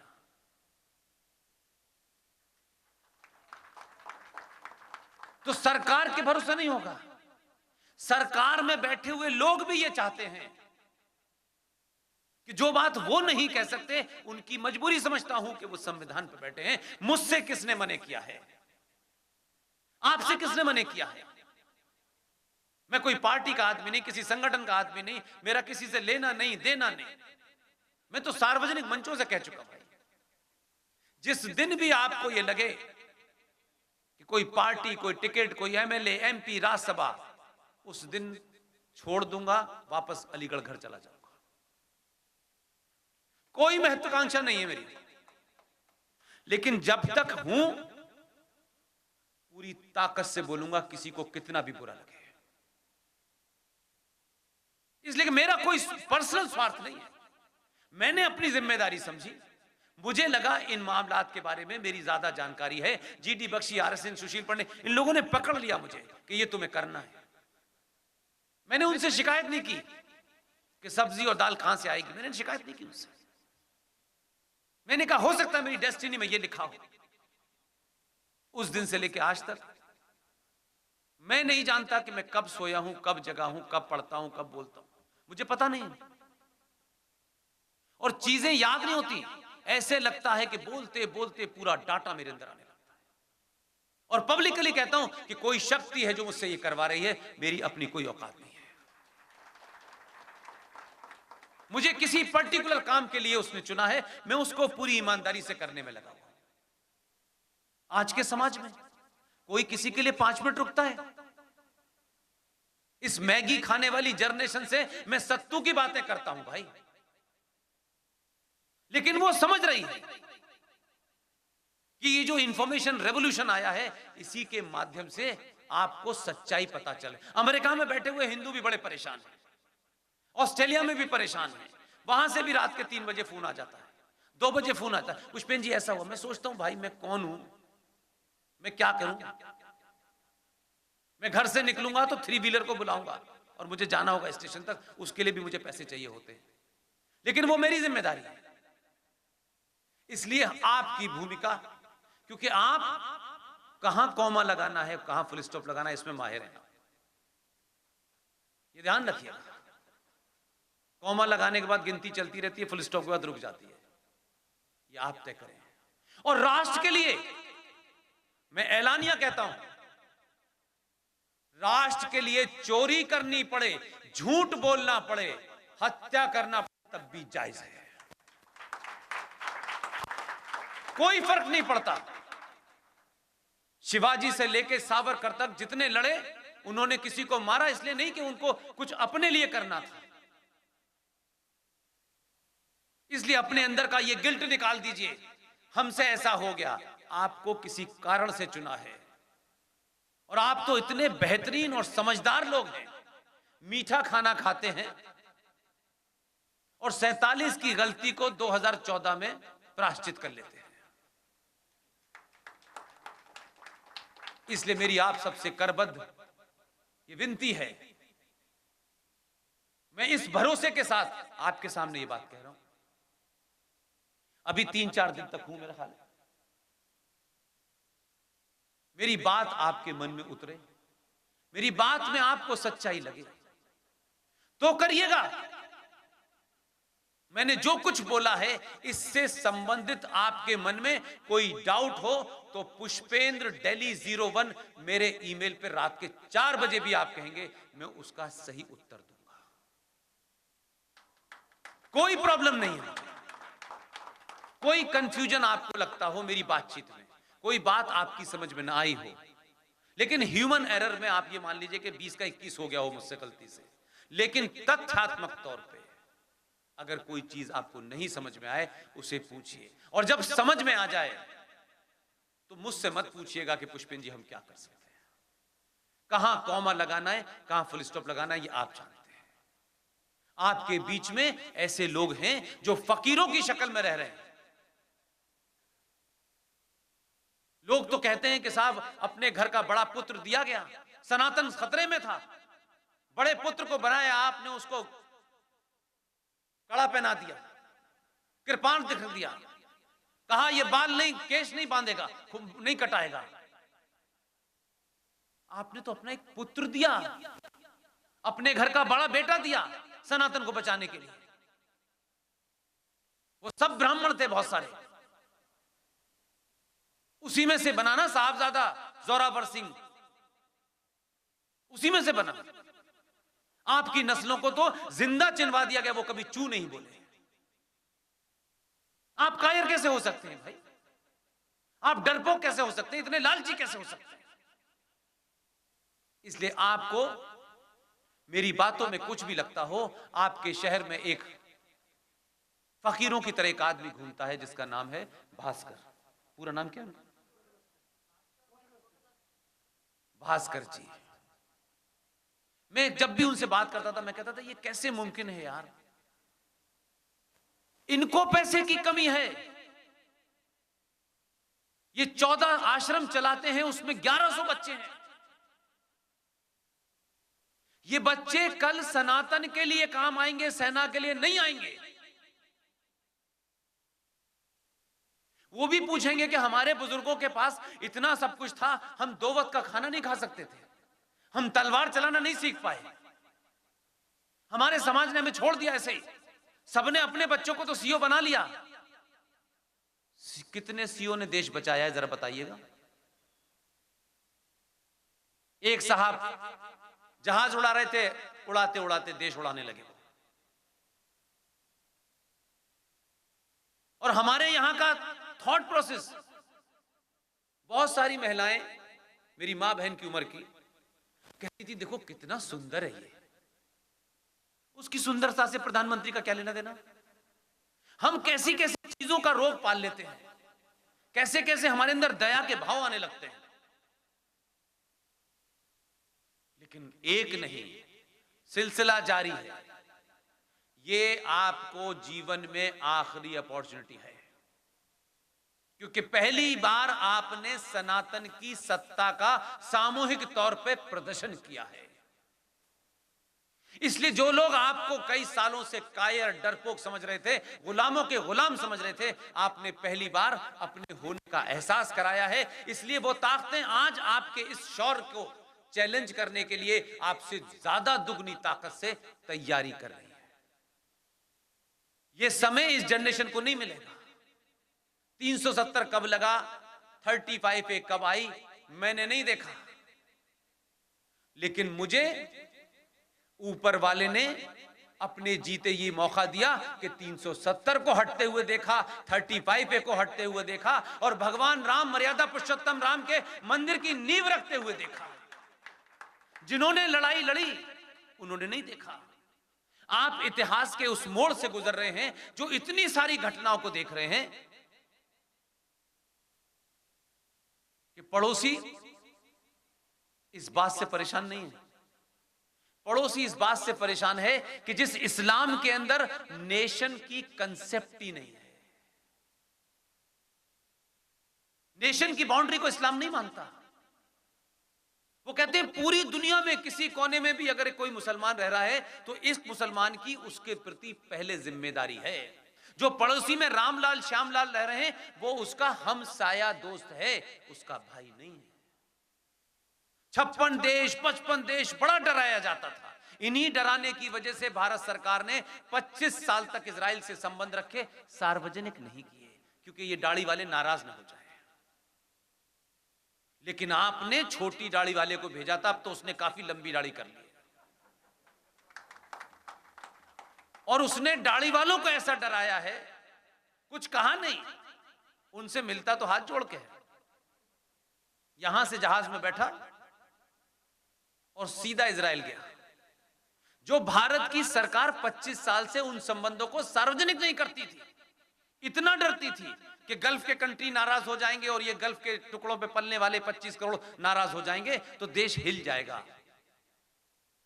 वो यहां से गया, इजराइल जाने के बाद उससे ऐसा मिला जैसे कहीं कुंभ में बिछड़ गए थे कई साल पहले, और सार्वजनिक किया।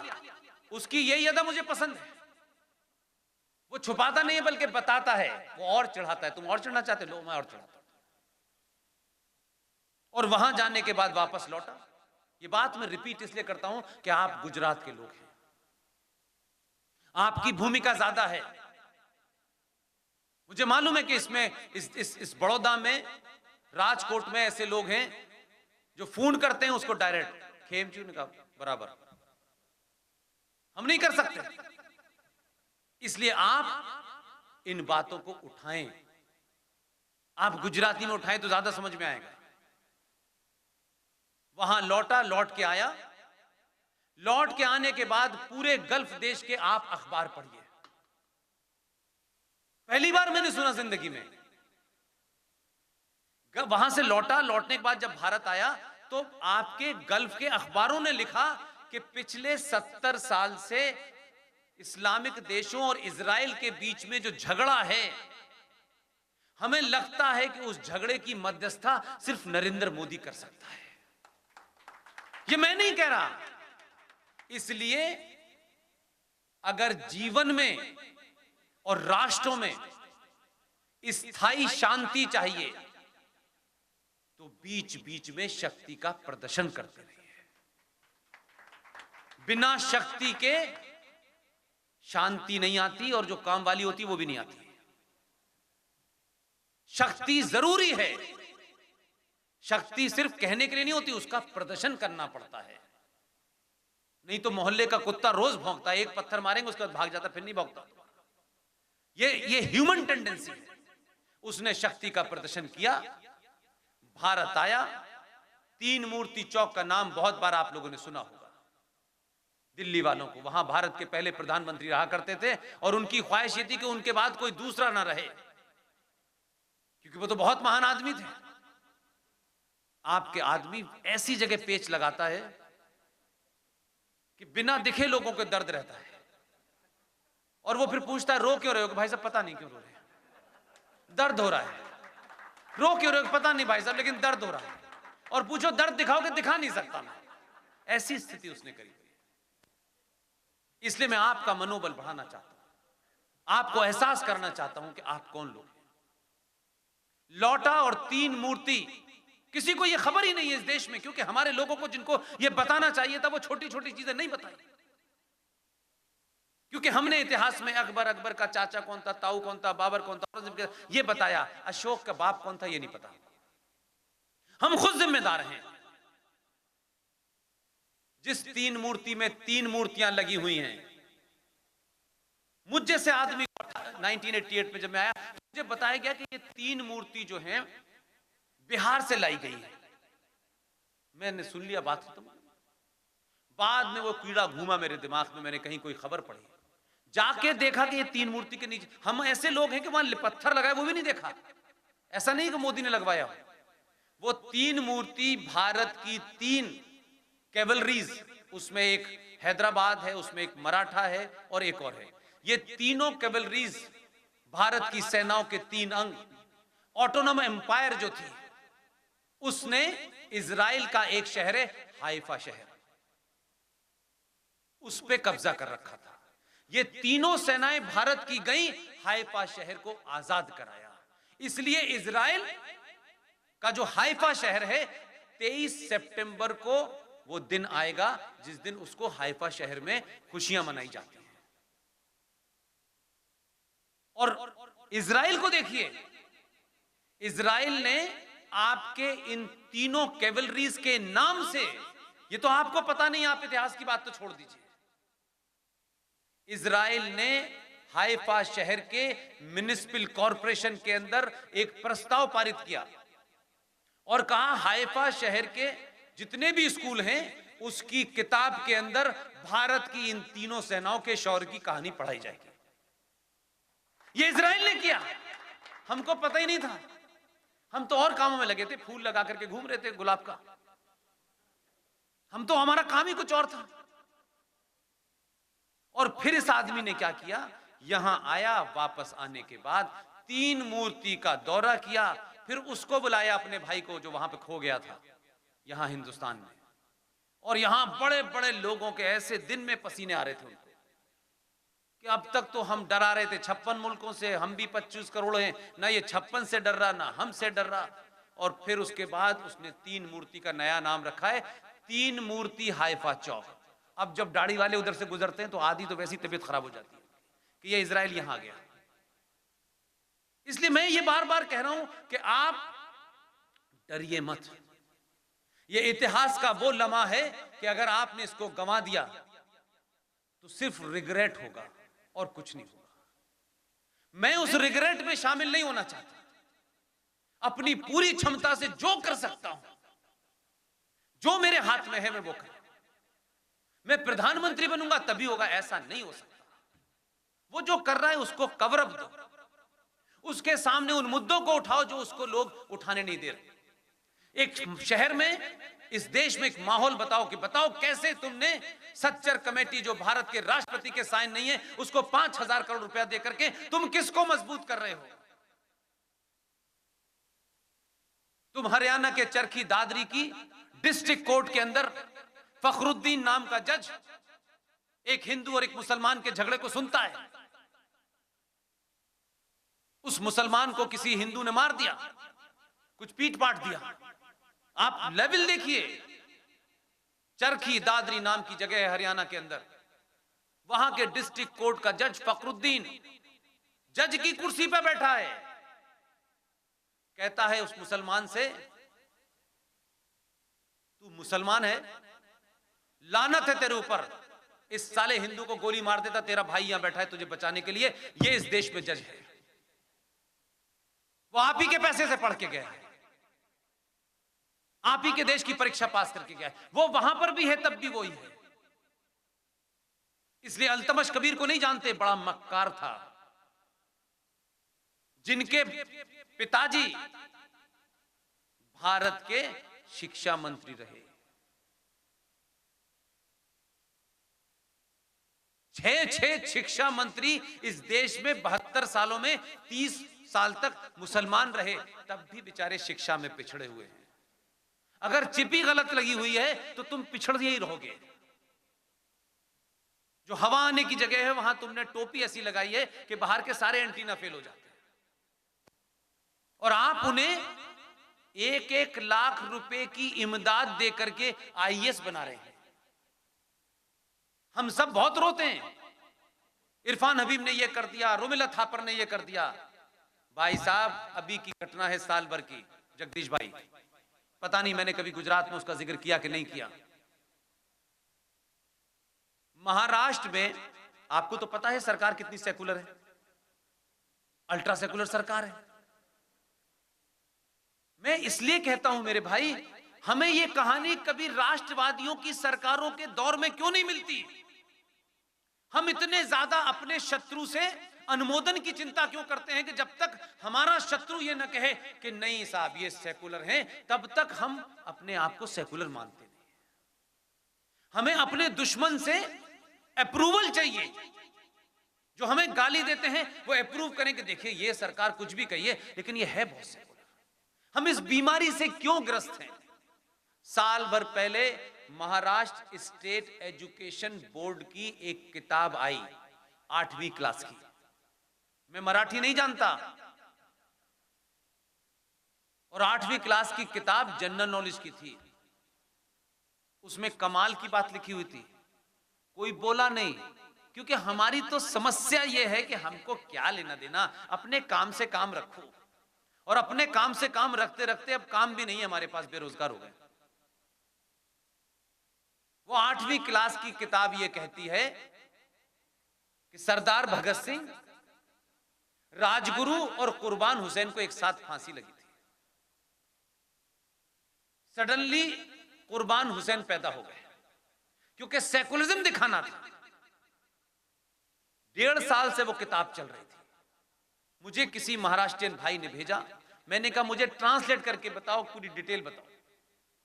मैंने जब सारी चीज की डिटेल निकाल ली, मैं इसलिए आपको एक भरोसा दिलाना चाहता हूं, आपके अंदर वो विश्वास पैदा करना चाहता हूं। आप सच को जोर जोर से कहते रहिए, एक भी आदमी न सुने।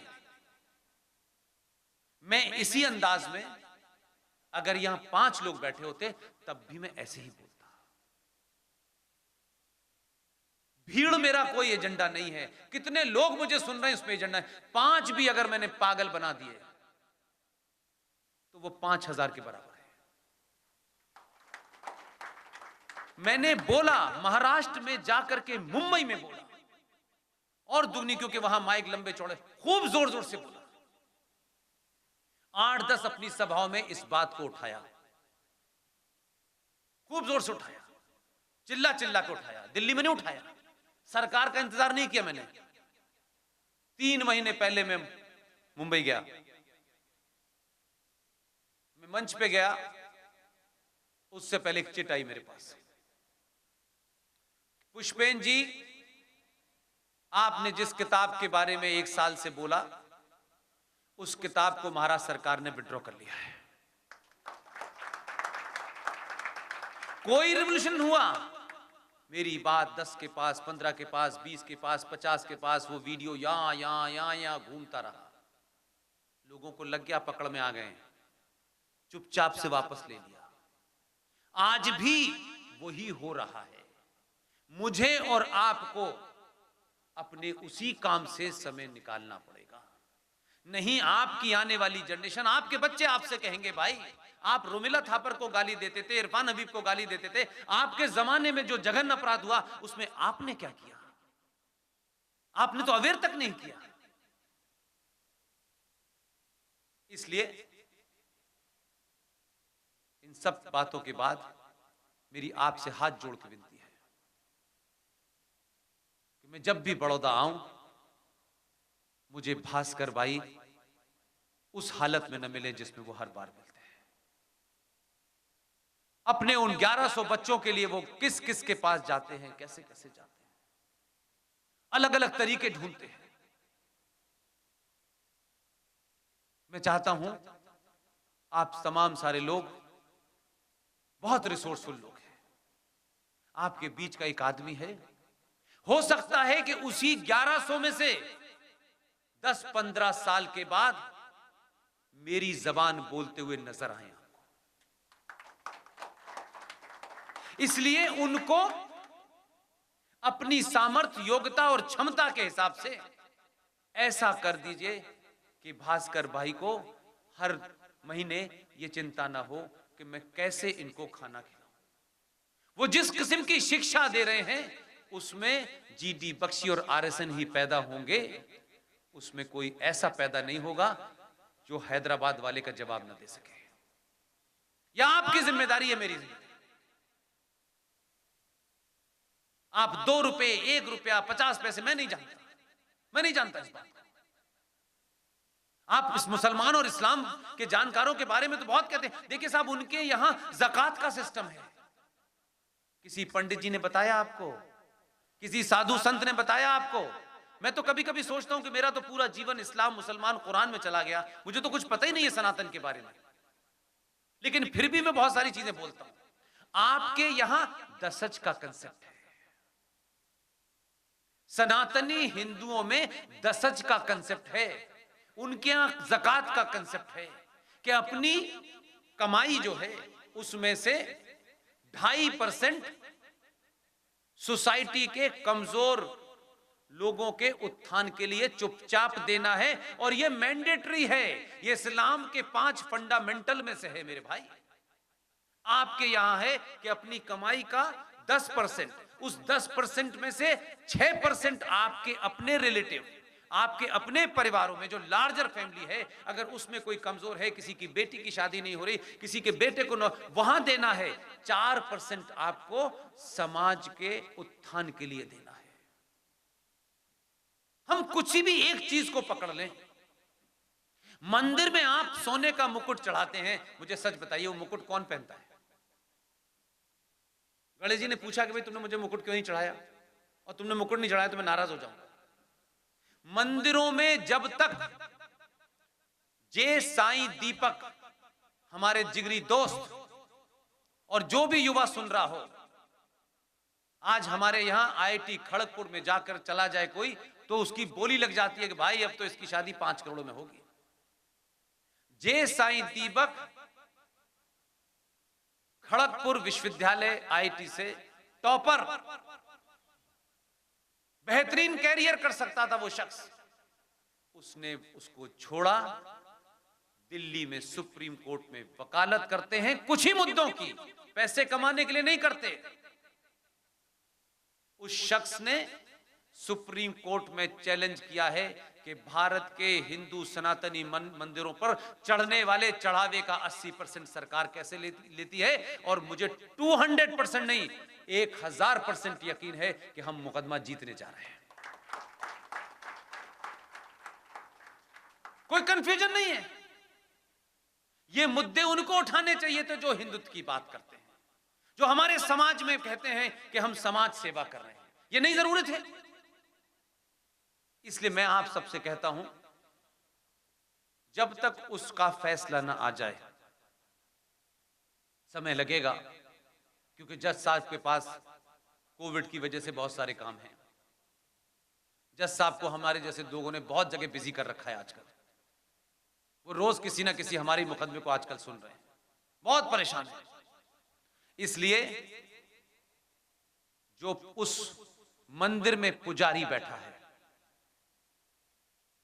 जहां मैं पैदा हुआ, वहां जो मेरे घर के बराबर में मस्जिद थी, वो कंसेप्ट में आज भी देखता हूं कितना खूबसूरत है। जो मस्जिद में इमाम अजान देता है, उसका सिर्फ एक कमरा मस्जिद के बराबर में बना हुआ था। पूरी मेरी कॉलोनी में कोई 100 घर थे अक्रॉस द रोड। उसका यह फिक्स था, दोपहर का खाना और रात का खाना किसी एक घर से जो भी खाना बनेगा, उसमें से एक खाना मौलवी को देने को ही आएगा। ईद पे उसे 2 की जगह 4 कुर्ते दे दीजिए, उसका जीवन कट गया। मेरी आपसे विनती है कि आप मंदिरों में जाएं,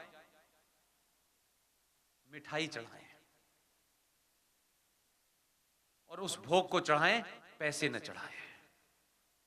और जब तक ना चढ़ाएं, जब तक ये फैसला ना आ जाए कि मंदिरों पे चढ़ाने वाले पैसे का 80% देश की सरकार लेती है, और फिर उस पैसे में से 5000 करोड़ रुपया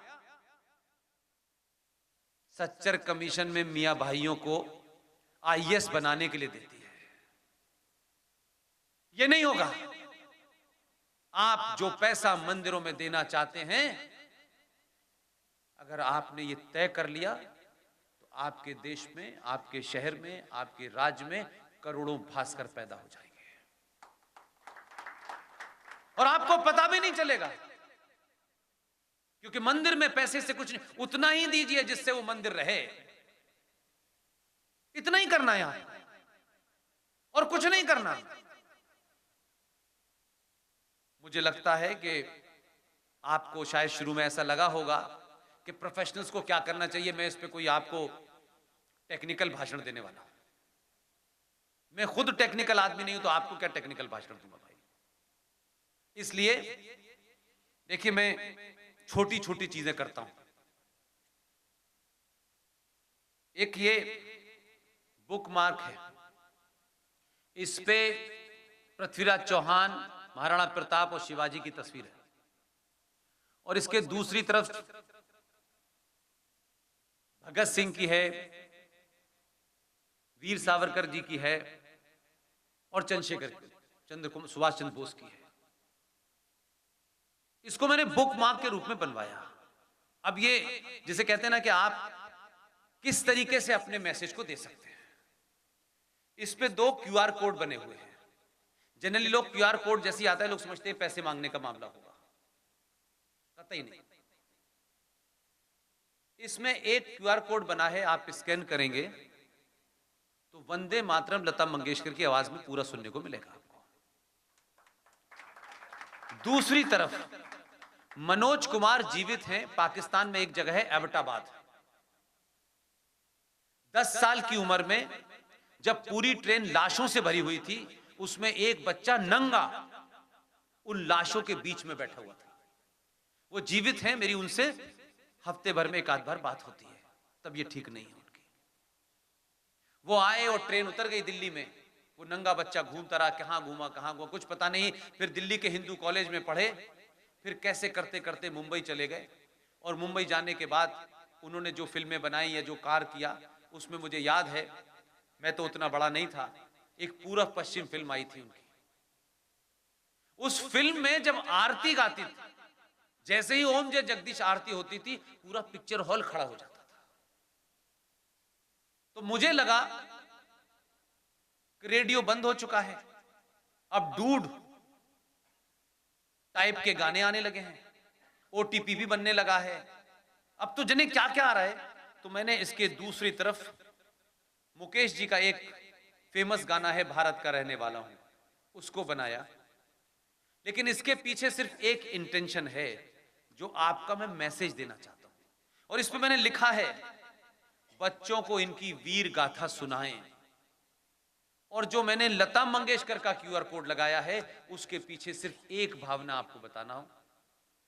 आप जिस वंदे मातरम को सुनते हैं, वो वंदे मातरम के सिर्फ 2 छंद गाए जाते हैं, ऊपर के 2 पैराग्राफ।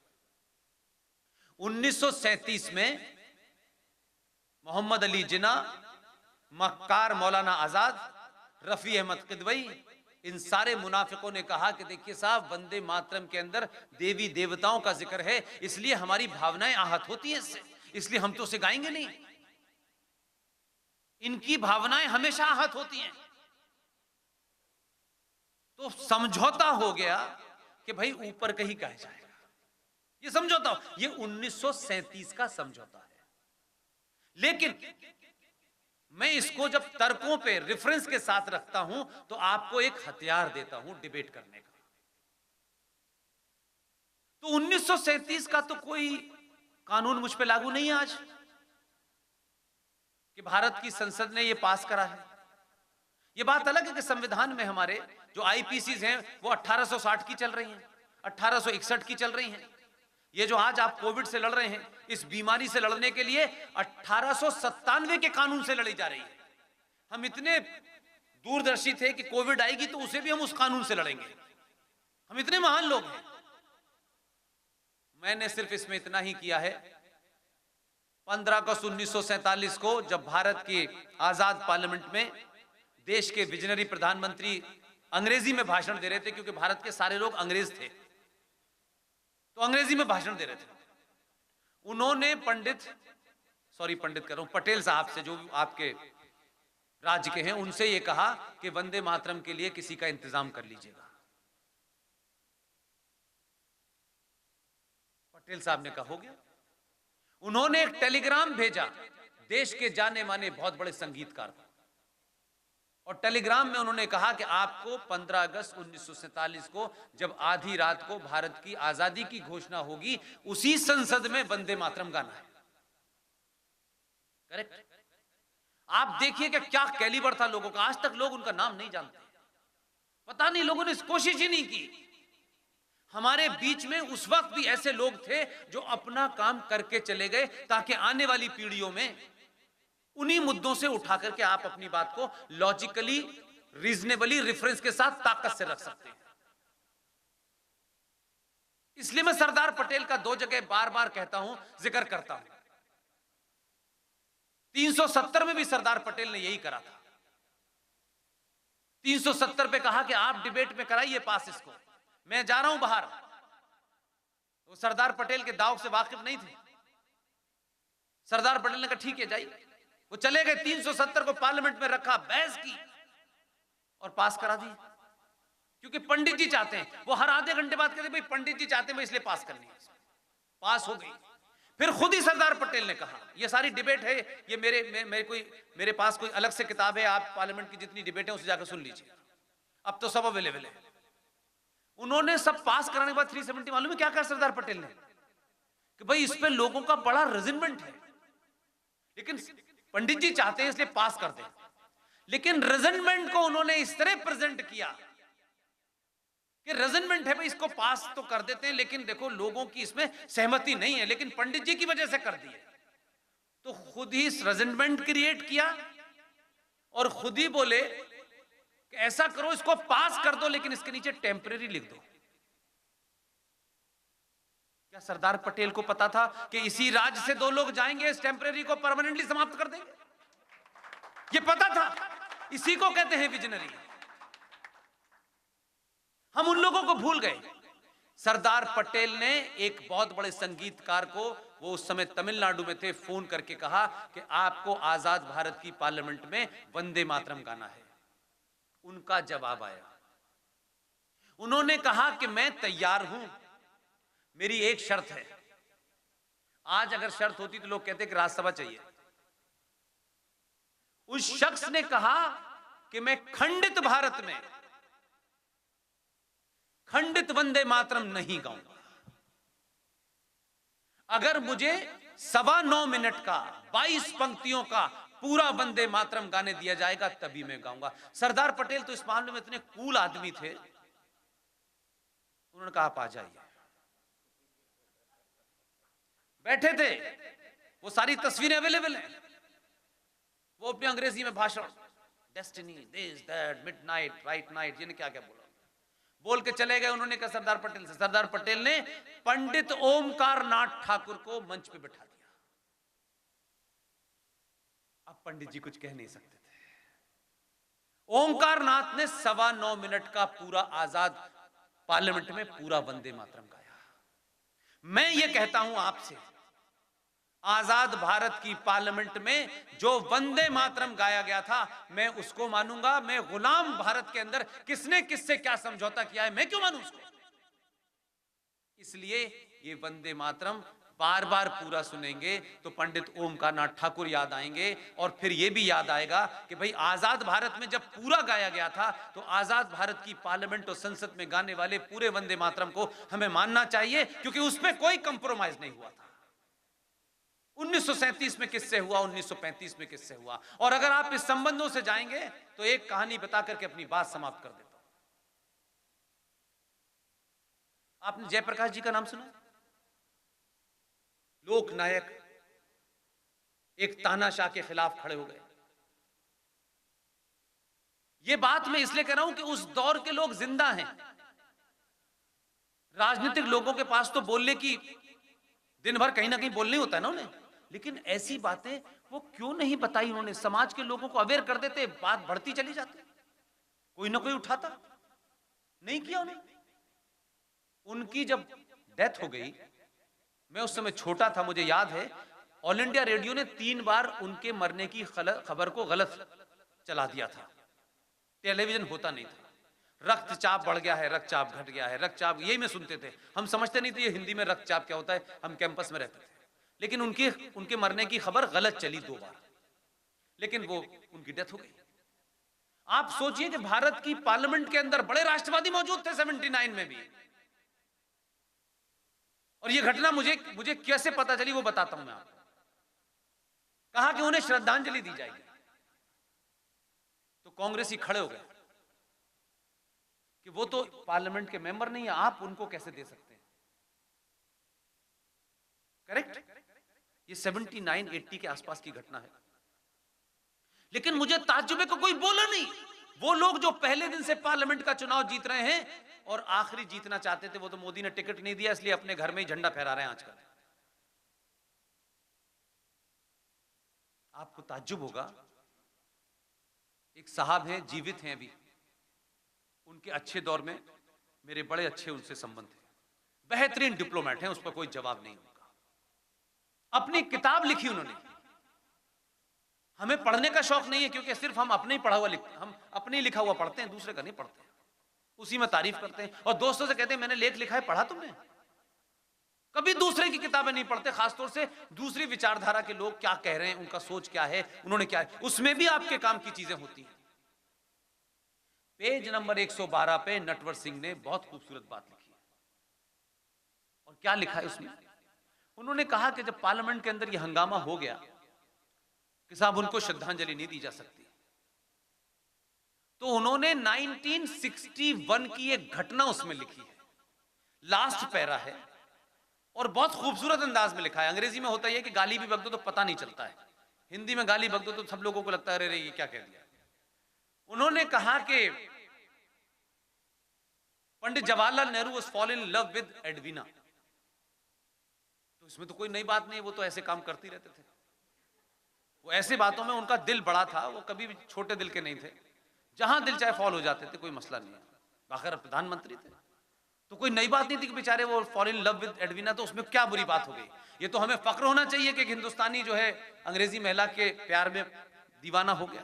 तो उन्होंने इतनी ही लाइन लिखी है उसमें, Nehru was fall in love with Edwina. Fair enough. अगली लाइन लिखते हैं कि एडवीना एक टापू पे थी और उनकी देहांत हो गई, उनकी डेथ की खबर आई। ये 61 की घटना है, 61 62 से प्लस माइनस कर लीजिएगा क्योंकि पुरानी चीजें भूल जाती। पंडित नेहरू के बारे में नटवर सिंह लिख रहे हैं, जब उनके मरने की खबर आई तो भारत की पार्लियामेंट में एडवीना माउंटबेटन को श्रद्धांजलि दी गई। तो 79 में राष्ट्रवादी लोग कहां थे?